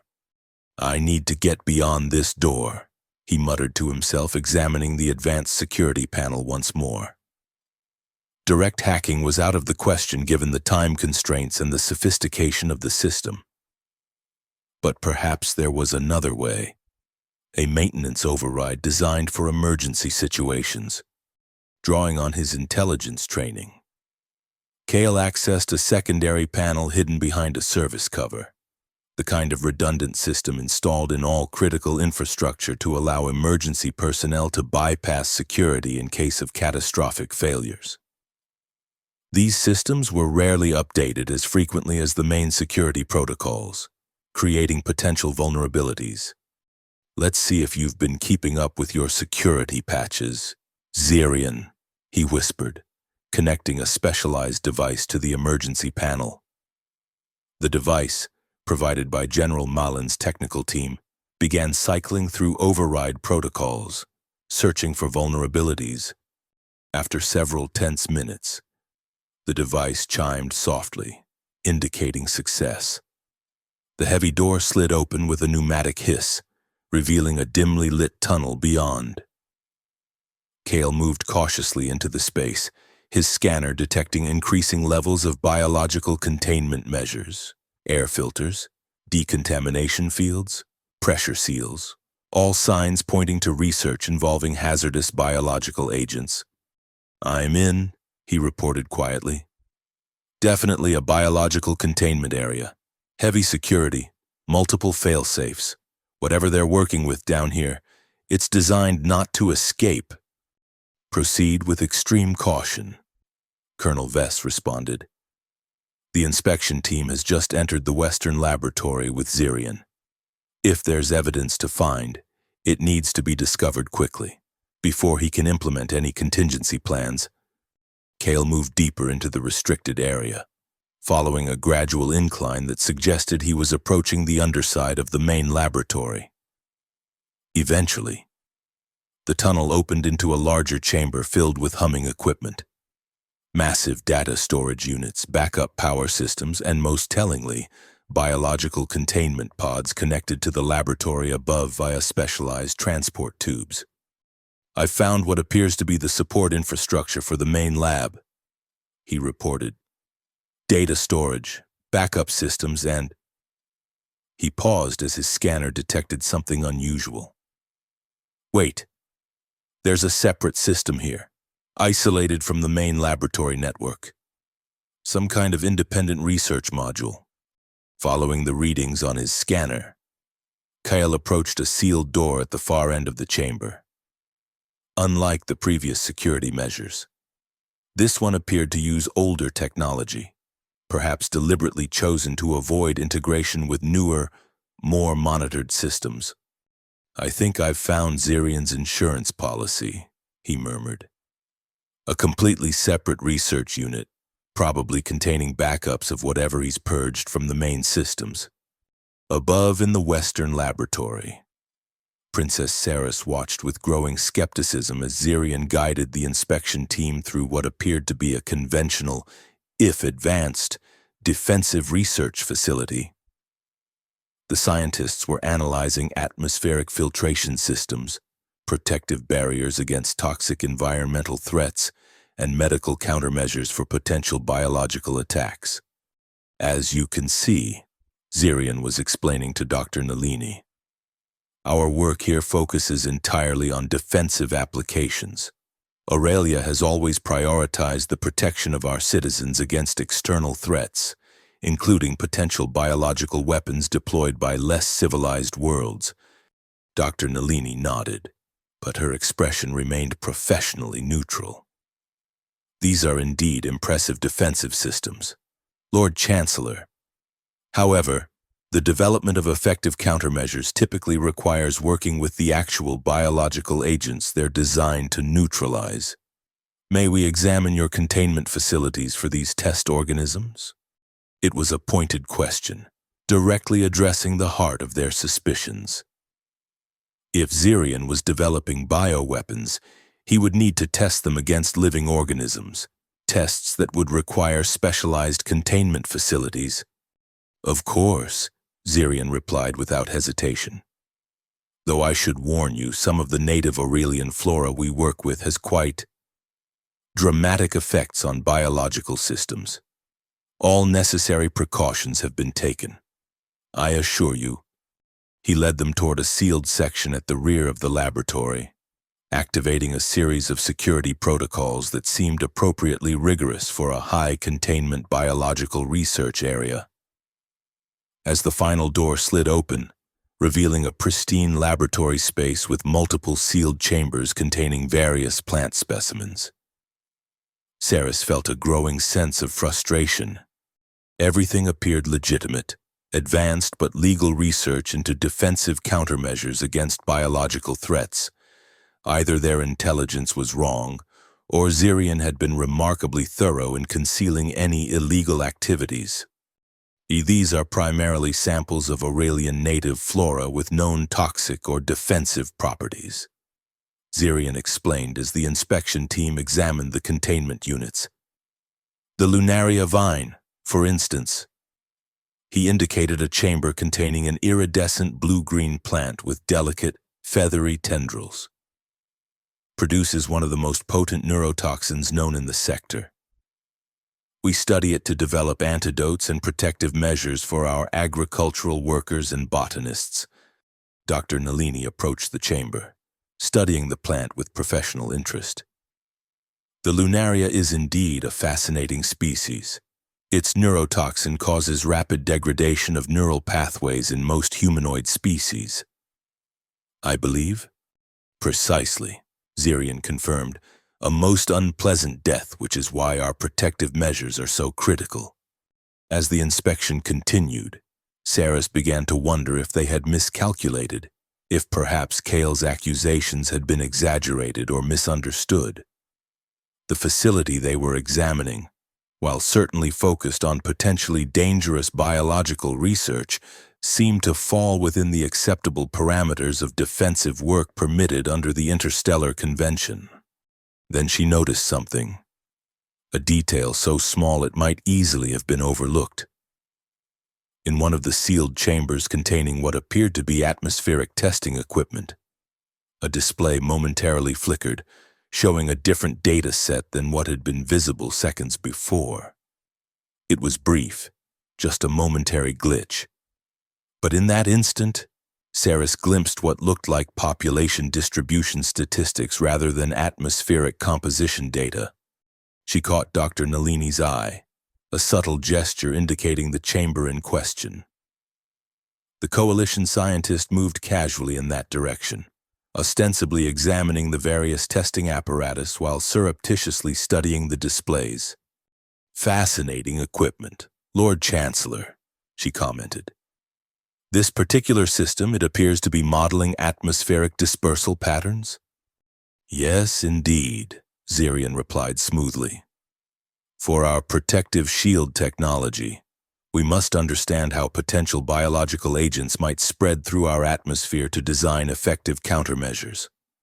Of course, Dr. Nalini nodded, her fingers discreetly accessing the system's interface under the guise of examining its configuration. And these dispersal models, They seem specifically targeted to population centers rather than general atmospheric conditions, a curious focus for purely defensive research. For the first time, Zirian's composure showed a visible crack, a momentary hesitation before he responded. Population density is a critical factor in defensive planning. One must prioritize protection where it will save the most lives. But Dr. Nalini had already accessed deeper layers of the system, her expression hardening as she reviewed the data. Lord Chancellor, these are not defensive simulations. These are weapons deployment scenarios, specifically targeting genetic markers found predominantly in the outer territories of Aurelia. She turned to face him directly. This is explicitly prohibited research under Article 7 of the Interstellar Convention. The atmosphere in the laboratory instantly transformed from professional courtesy to tense confrontation. Zirian's face remained composed, but his eyes had taken on a dangerous coldness. You misunderstand the nature of the research, Doctor, he said, his voice still calm but with an underlying edge. These are simulations of potential attack scenarios by hostile entities, not deployment plans for Aurelian use. Then you won't object to our team conducting a full analysis of your simulation parameters and test results. Dr. Nalini replied, signaling to her colleagues to begin a more thorough examination of the laboratory systems. Saris watched the exchange with growing tension, aware that they had reached a critical juncture. If Dr. Nalini was correct, if they had indeed discovered evidence of prohibited bioweapons research, Zirian would not simply stand by and allow himself to be exposed, as if confirming her fears. A subtle change came over the Lord Chancellor. His posture straightened, his expression hardened, and when he spoke again, the diplomatic veneer had fallen away, revealing the calculating strategist beneath. I had hoped we might avoid this particular confrontation. Princess, he said, addressing Saris directly now, especially in your delicate condition. The word sent a chill through Saris. He knew about the pregnancy, perhaps not the circumstances, but the fact itself, and he was already moving to use it as leverage. My condition is irrelevant to the matter at hand, Lord Chancellor, she replied steadily. What is relevant is that you appear to be conducting research explicitly forbidden by interstellar law and by the ethical standards of Aurelia itself. Zirian's smile was cold. Ethics are relative, Your Highness, particularly when the future of an entire civilization is at stake. The outer territories have become a breeding ground for genetic divergence, deviations from the ideal Aurelian genome that we have so carefully cultivated for generations. Left unchecked, these divergences threaten the purity and stability of our entire species. So you developed a bioweapon to cleanse these genetic variations, Saris said, the horror of his plan becoming clear. A targeted pandemic that would eliminate those you deem impure while leaving your chosen populations untouched. I prefer to think of it as genetic correction on a societal scale, Zirian replied, his tone almost academic. The same principle that has guided the royal bloodline for millennia. Selection for optimal traits, elimination of weaknesses. The nesting ritual itself is founded on these principles. He stepped closer to Saris, lowering his voice. Which brings us back to your condition. Princess, I've been unable to access the full genetic profile of your child, but I have my suspicions about its conception, the timing, coinciding so precisely with Kale's escape. It raises questions that I find most concerning.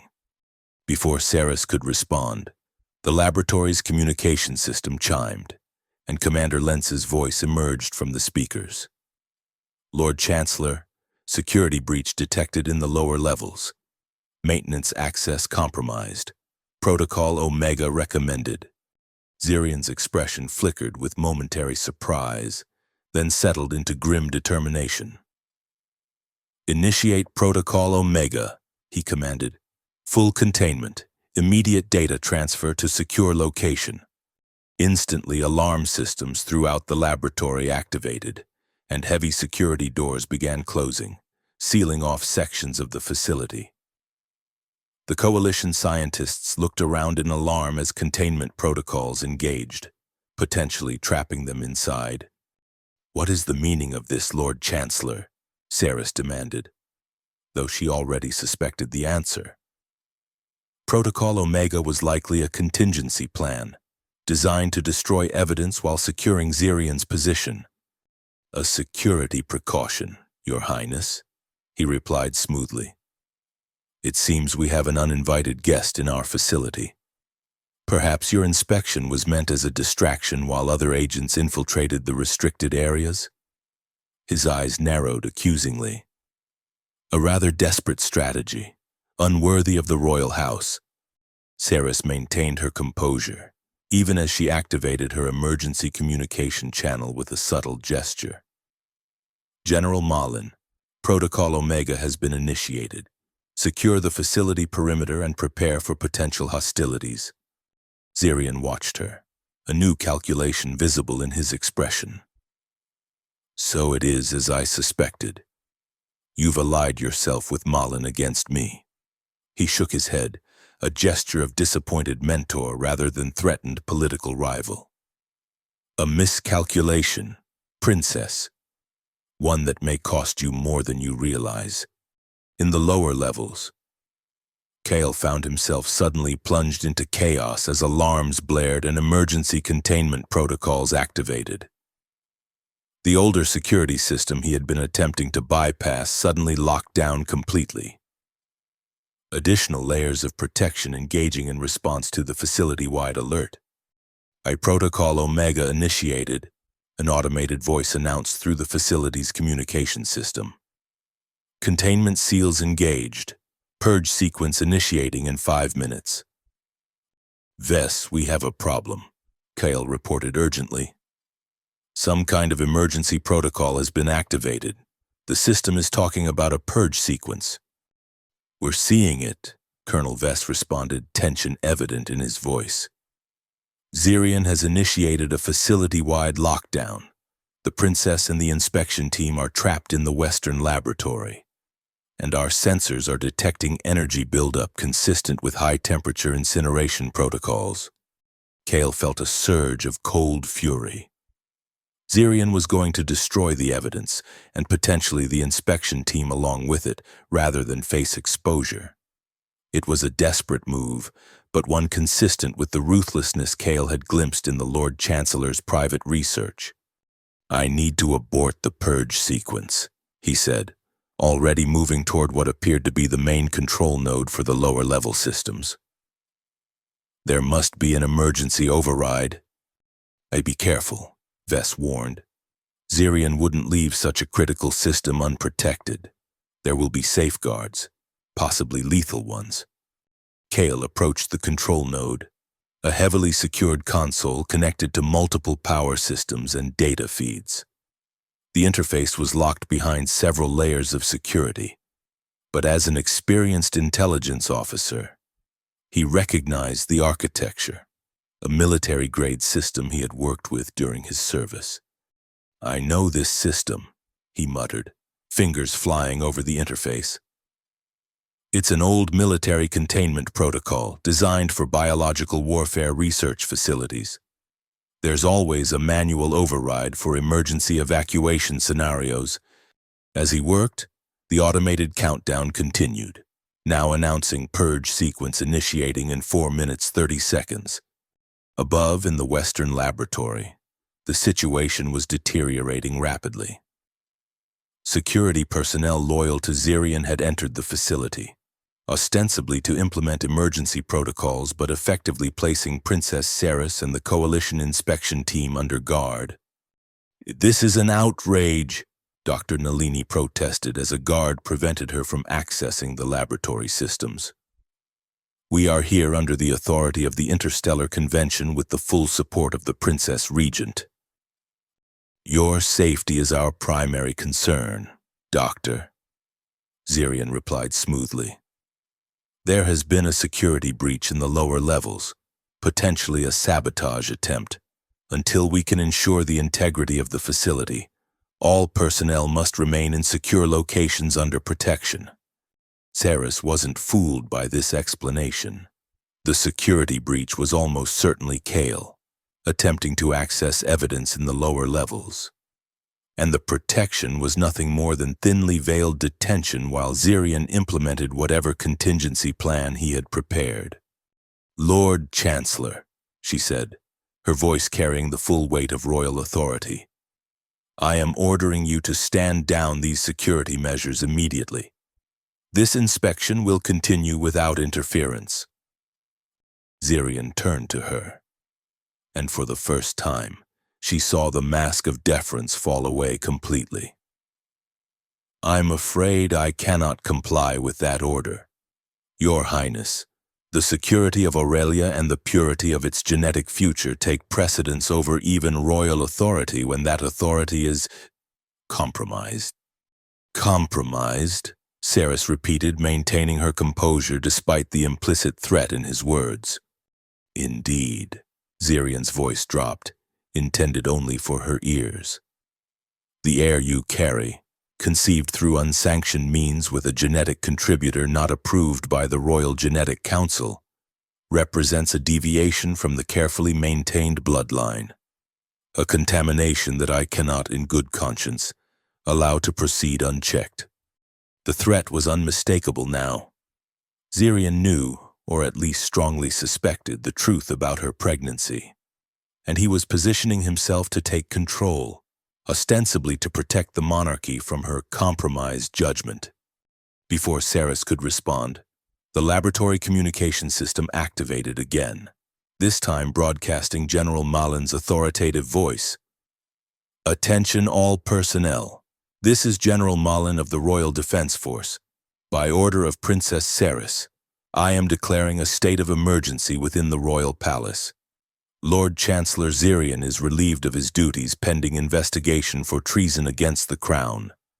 All security personnel are ordered to stand down immediately and await further instructions." The guards exchanged uncertain glances, their loyalty divided between their direct superior and the military chain of command. Zirian's expression darkened with fury. "This is an illegal military action," he declared, addressing the guards directly. "General Malin has exceeded her authority. Maintain security protocols as ordered." The standoff hung in the balance, neither side willing to back down. Then a new voice entered the fray, a public broadcast that echoed not only through the laboratory but throughout the entire palace complex and, judging by the activation of the emergency communication systems to the capital city beyond, "Citizens of Aurelia." Kale's voice rang out, clear and resolute. "This is an emergency broadcast from the Royal Scientific Facility. I am transmitting evidence of illegal biological weapons research conducted under the direction of Lord Chancellor Zirian, research targeting specific genetic markers found predominantly in our outer territories. The data packages now being transmitted to all public information nodes contain irrefutable proof of this violation of both Aurelian law and the Interstellar Convention." In the lower levels, Kale had not only managed to abort the purge sequence but had accessed the isolated research module, discovering exactly what he had suspected, a complete backup of Zirian's bioweapons research, including test results, deployment simulations, and most damning of all, genetic targeting parameters specifically designed to identify and eliminate populations with certain genetic variations. Rather than attempting to secure this evidence for later examination, he had made the bold decision to broadcast it immediately, a public revelation that would make it impossible for Zirian to contain the situation through political maneuvering. "The purge sequence has been aborted," he reported through his secure channel to Colonel Vess.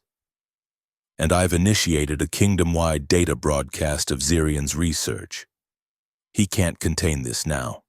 The evidence is being replicated across thousands of public information nodes, In the Western laboratory, the effect of the broadcast was immediate. The guards, hearing the evidence of treason being publicly revealed, lowered their weapons, unwilling to align themselves with what was quickly becoming a lost cause. Dr. Nalini and her team moved swiftly to secure the laboratory systems, preserving additional evidence for the Interstellar Coalition's investigation. Zirian stood rigid, his face a mask of cold fury as his carefully constructed plans collapsed around him. But even now, he was not without resources or determination. "You've made a grave mistake, Princess," he said quietly, his voice carrying only to Ceres. "This revelation may expose my research, but it will also expose you and the true nature of your child's conception. The scandal will devastate public confidence in the monarchy." Ceres met his gaze unflinchingly. "Perhaps, but Aurelia will survive a scandal. It would not have survived your vision of genetic purity enforced through biological genocide." For a moment, it seemed Zirian might attempt some final, desperate action. Then, with the practiced composure of a lifetime politician, he straightened his posture and turned to face the guards who were now clearly awaiting orders from the princess rather than from him. "I demand the right to present my case before the full royal council," he declared formally. "My actions have always been in service to Aurelia's future, guided by the same principles that have preserved the royal bloodline for generations." "You will have your opportunity to speak," Ceres assured him, signaling to the guards. "Take the Lord Chancellor into custody. He is to be held under royal guard until the council can be convened." As Zirian was led away, surrounded by guards who had until minutes ago been under his command, Ceres felt a complex mixture of emotions: relief at the exposure of his treachery, concern for the political turmoil that would inevitably follow, and a strange, unexpected pride in the role Kale had played in bringing the truth to light. Her hand moved unconsciously to her abdomen, to the child whose existence had, in a way, catalyzed these events. A child conceived through chance rather than calculation, whose very unpredictability had helped topple a system built on rigid control and engineered perfection. Perhaps, she thought, there was a poetic justice in that, a reminder that life, in all its messy, unplanned complexity, had a way of disrupting even the most carefully controlled systems. "Your Highness," Colonel Vess approached, bowing formally. "The facility is secure.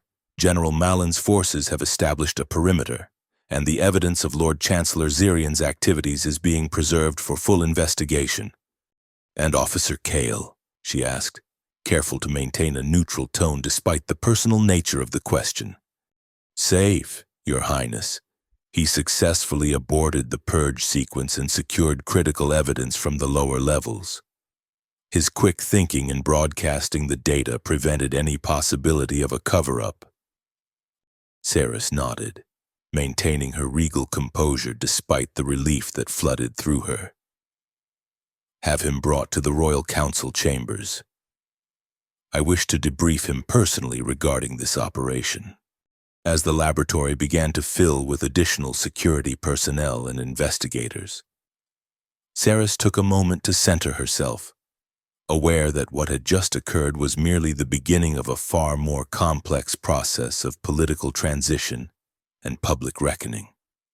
Zirian's influence extended throughout the governmental structure. His allies would not simply disappear with his arrest. And then there was the matter of her pregnancy. The royal heir conceived through unprecedented circumstances with a man who, until today, had been classified as a traitor to the realm. That revelation, when it eventually came, would bring its own challenges to the monarchy's stability. But those were concerns for the days ahead. For now, she had prevented a catastrophe, exposed a dangerous conspiracy, and perhaps most importantly, taken the first steps toward true independence from the man who had controlled her life since childhood. It was, she decided, a worthy beginning to her reign as Princess Regent and to her journey as a mother, in the secured confines of the royal council chambers. Kyle stood at attention, still dressed in the maintenance technician uniform that had facilitated his infiltration of the research facility. Hours had passed since Zirian's arrest, and the palace was abuzz with activity as General Malin's forces conducted a systematic sweep for any remaining loyalists or hidden evidence. The chamber doors opened, and Princess Saris entered, now dressed in formal regalia that emphasized her role as royal sovereign rather than merely an inspector. Her attendants remained outside as the doors closed behind her, leaving her alone with Kale for the first time since their fateful encounter in the nesting chamber. "Officer Kale," she acknowledged him, moving to the head of the council table. "Your actions today were instrumental in preventing a tragedy of historic proportions." Kale bowed formally, maintaining the protocol expected when addressing royalty. "Thank you, Your Highness. I merely fulfilled my duty to Aurelia, as I've always attempted to do." Saris studied him for a moment, her expression thoughtful. "A duty that led to your imprisonment when you first discovered Zirian's research, and now, to your vindication." She gestured for him to sit. "Please, this conversation need not be conducted with such formality. We have personal matters to discuss as well as political ones." Kale took the indicated seat.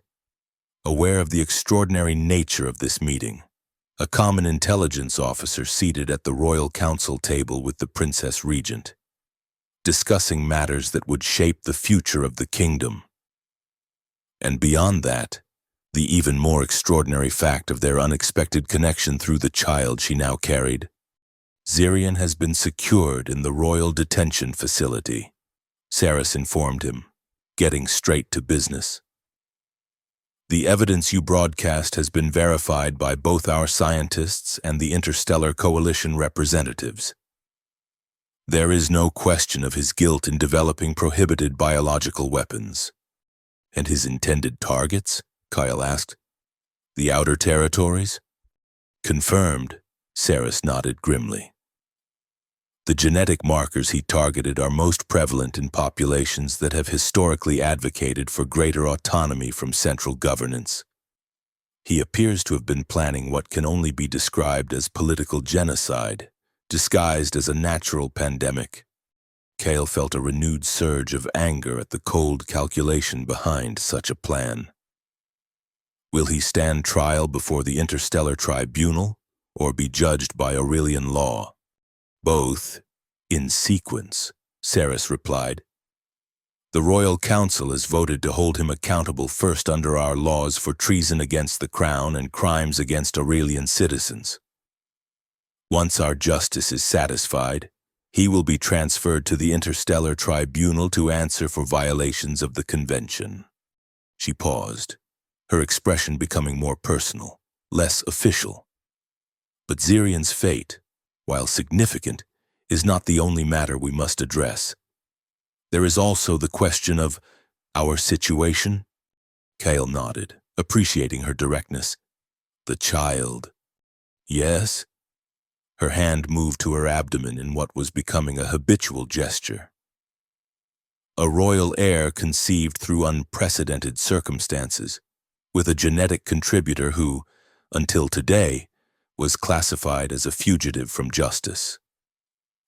A problematic narrative for the stability of the monarchy," Kale acknowledged.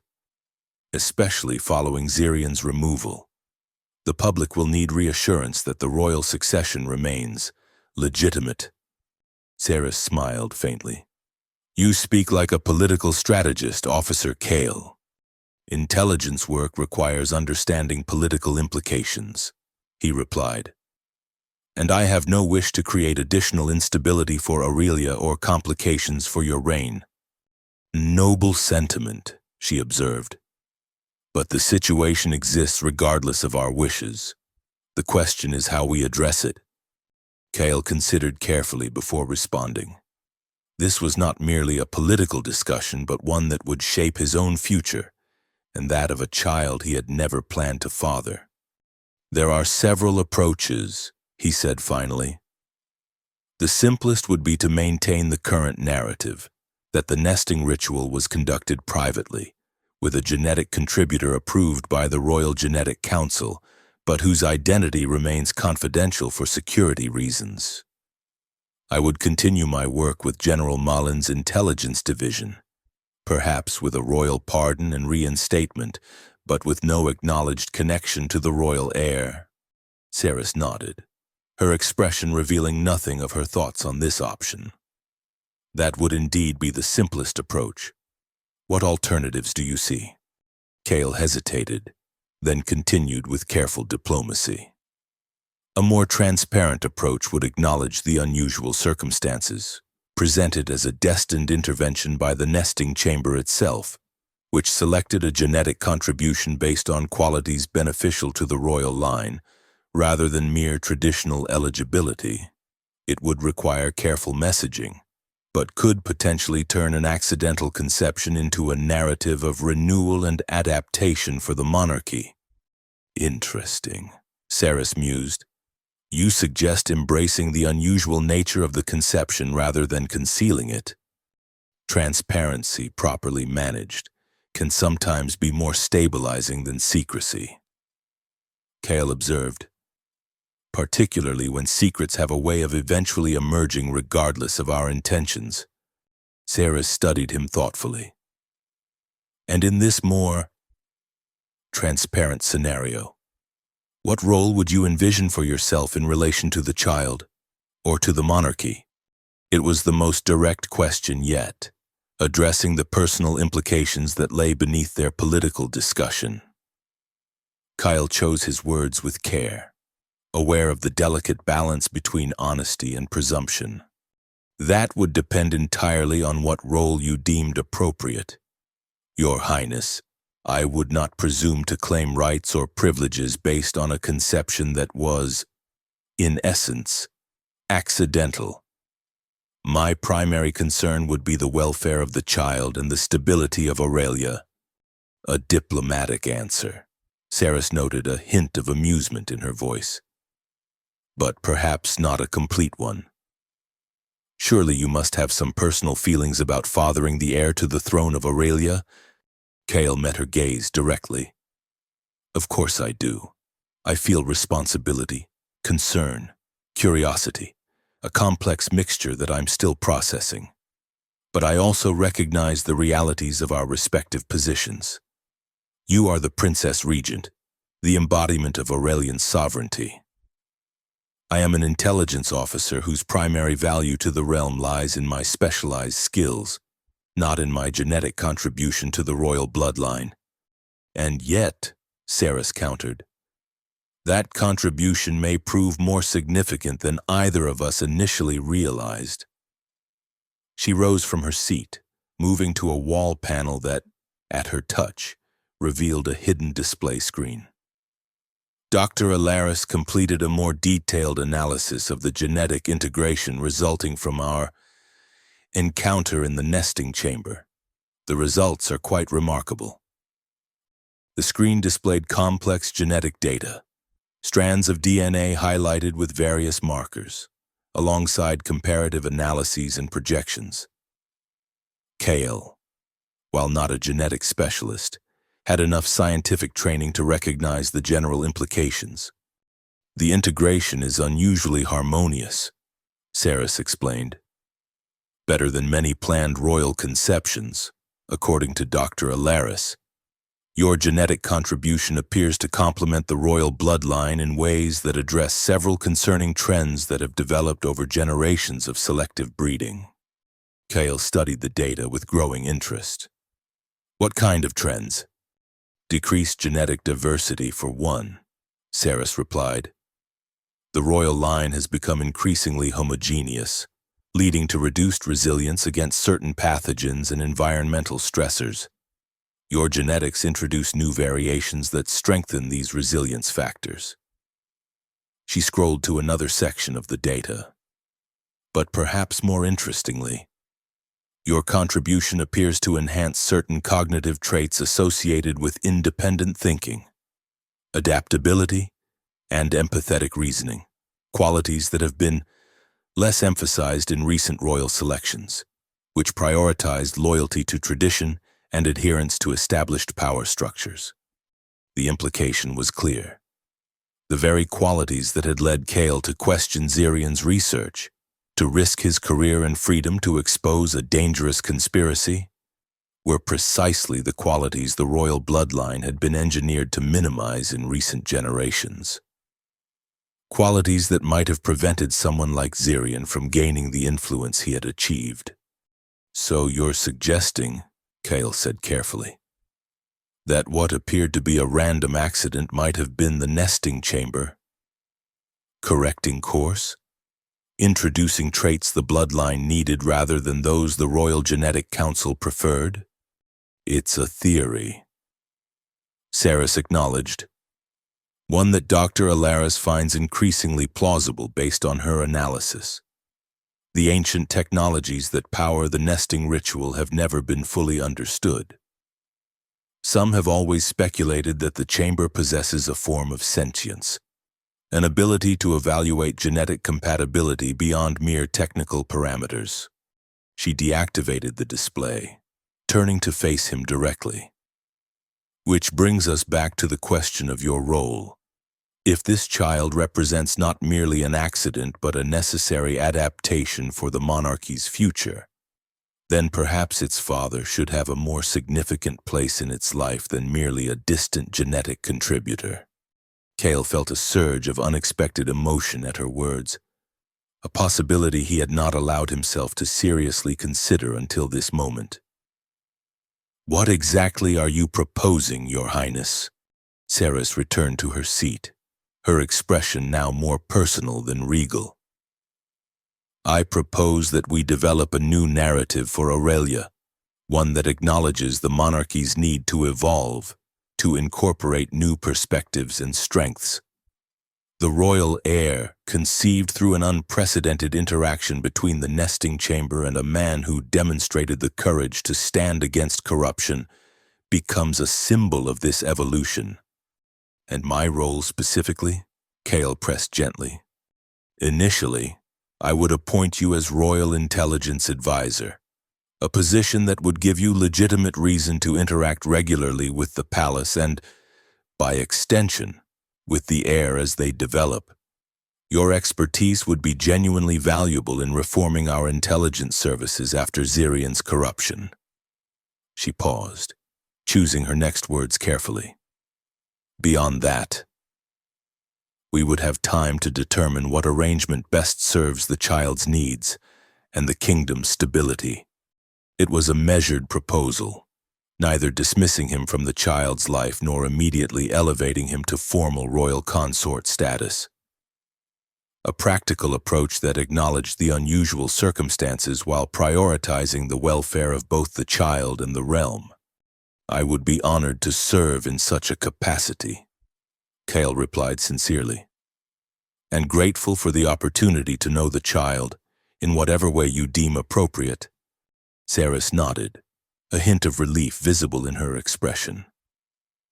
Good. Then we are in agreement on the general approach. She stood, signaling that the formal part of their discussion was concluding. The Royal Council will convene tomorrow to address the transition following Zirian's removal. I will announce your appointment then, along with a carefully crafted explanation of the nesting ritual's activation that emphasizes its role in strengthening the monarchy through genetic renewal. As Kale rose to his feet, Saris added, Dr. Alaris has requested that you visit the medical wing for genetic baseline documentation, standard procedure for all who contribute to the royal bloodline, though your case is non-standard in most other respects. Of course, Your Highness, I'll report there immediately. As he prepared to depart, Saris spoke once more, her tone softer than it had been throughout their discussion. Officer Kale. Kale. What happened in the nesting chamber was unplanned and, at the time, unwelcome. but I find myself increasingly convinced that it may have been precisely what Aurelia needed, what the monarchy needed to break free from the path Zirian and others had set for us. A fortunate accident, then, Cale replied with the ghost of a smile. Perhaps not an accident at all, Saris suggested, but rather the nesting chamber fulfilling its true purpose, ensuring the continuation not merely of the royal bloodline, but of a bloodline worthy of leading Aurelia into the future. With those words hanging between them, words that transformed their chaotic first encounter into something approaching destiny, Cale bowed formally and took his leave, his mind already turning to the extraordinary new chapter that was beginning, not only for himself, but for an entire world. 3 months later, the royal palace of Aurelia gleamed under the light of the triple moons, its bioluminescent facades shifting in subtle patterns that reflected the mood of celebration that had settled over the capital city. Banners bearing the royal insignia fluttered from every tower, and the public squares were filled with citizens gathered around view screens broadcasting the historic ceremony taking place within the Great Hall. Within that magnificent space, Princess Saris stood before the assembled royal council, diplomatic corps, and high-ranking officials of Aurelia.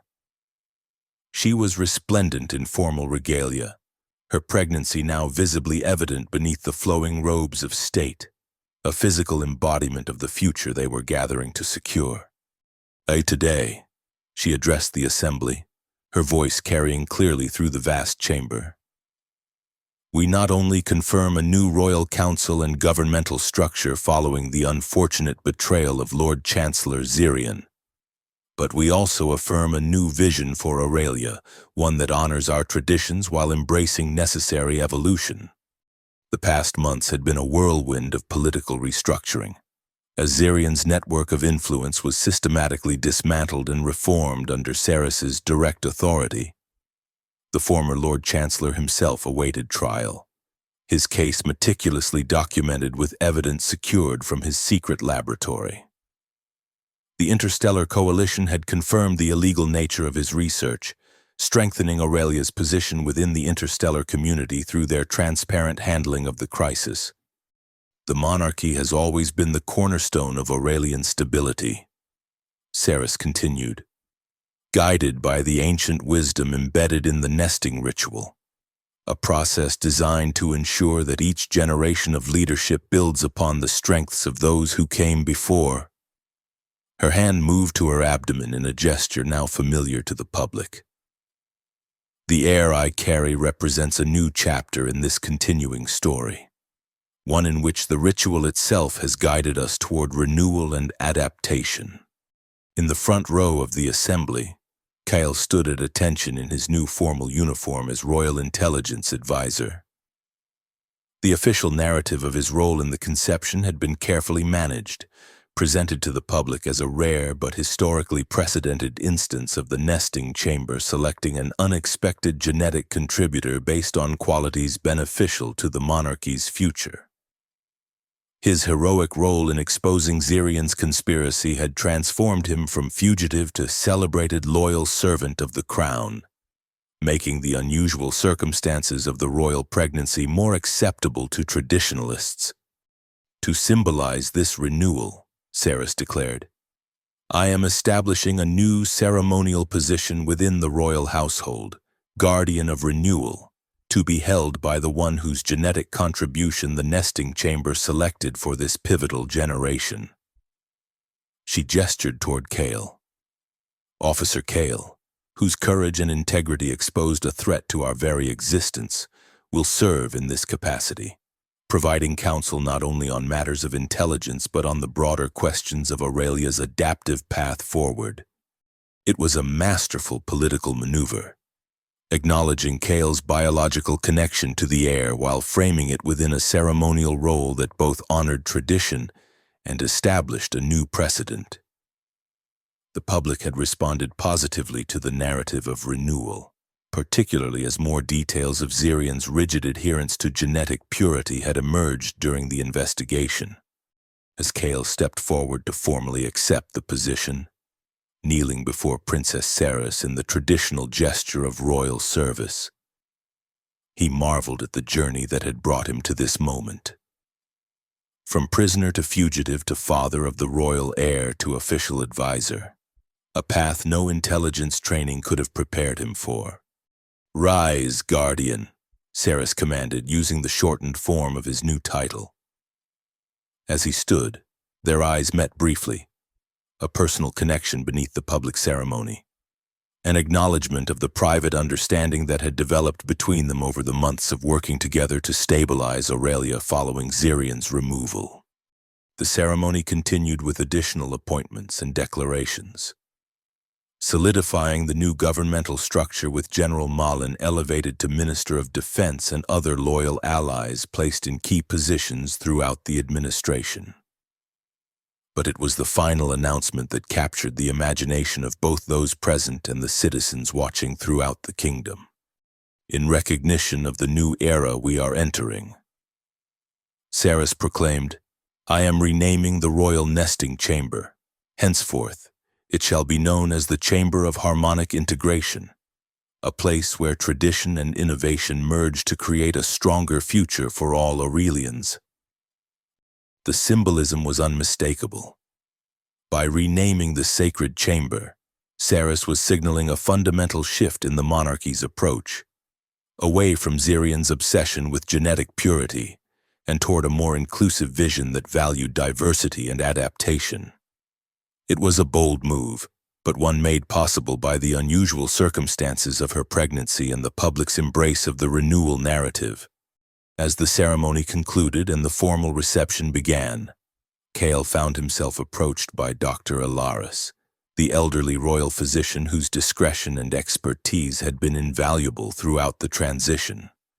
"A guardian Kale," she greeted him with formal respect tinged with genuine warmth. "The princess's latest examination shows exceptional development. The heir thrives, strong in both body and developing neural patterns." "Thank you, Doctor," Kyle replied sincerely. "Your updates are always appreciated." The physician hesitated, then added in a lower voice, "I've been studying the nesting chamber, forgive me, the Chamber of Harmonic Integration, more closely since your encounter. The ancient technologies are remarkable, far beyond our current understanding in many respects. Have you discovered something significant?" Kale asked, intrigued by her tone. "Perhaps." She glanced around to ensure their privacy before continuing. "The chamber appears to maintain a form of memory. It records each conception, analyzing outcomes across generations.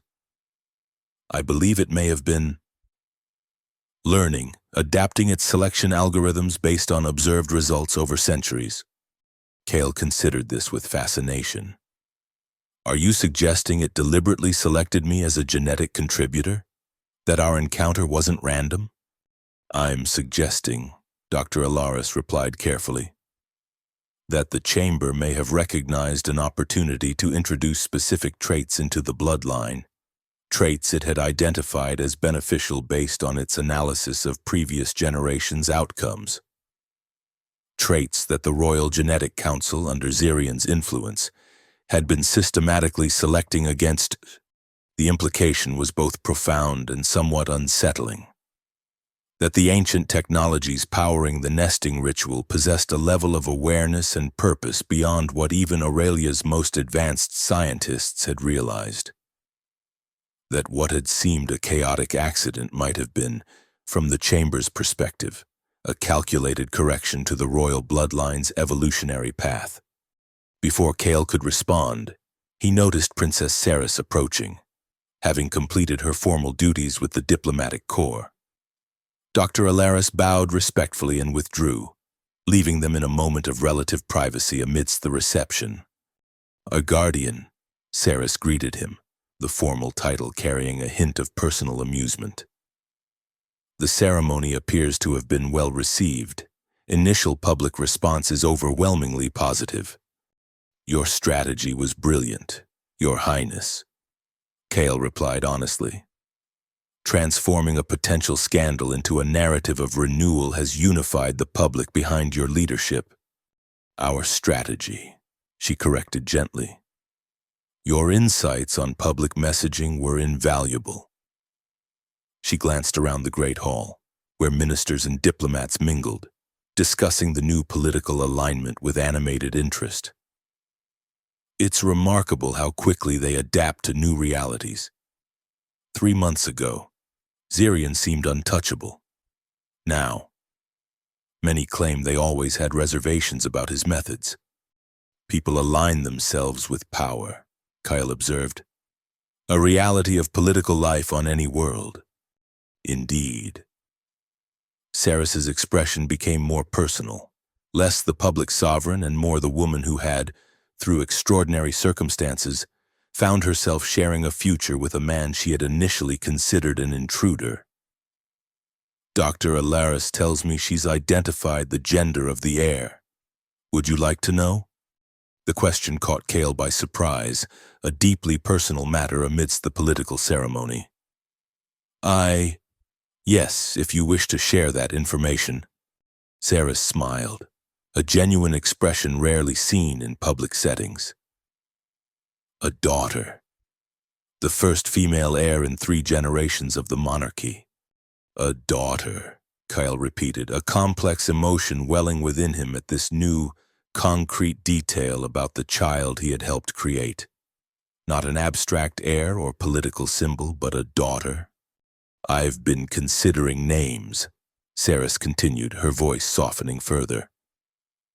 Traditional royal naming conventions dictate a connection to Aurelian history. But I find myself drawn to something that acknowledges the unique circumstances of her conception and the new path she represents. What name are you considering? Kyle asked, genuinely curious.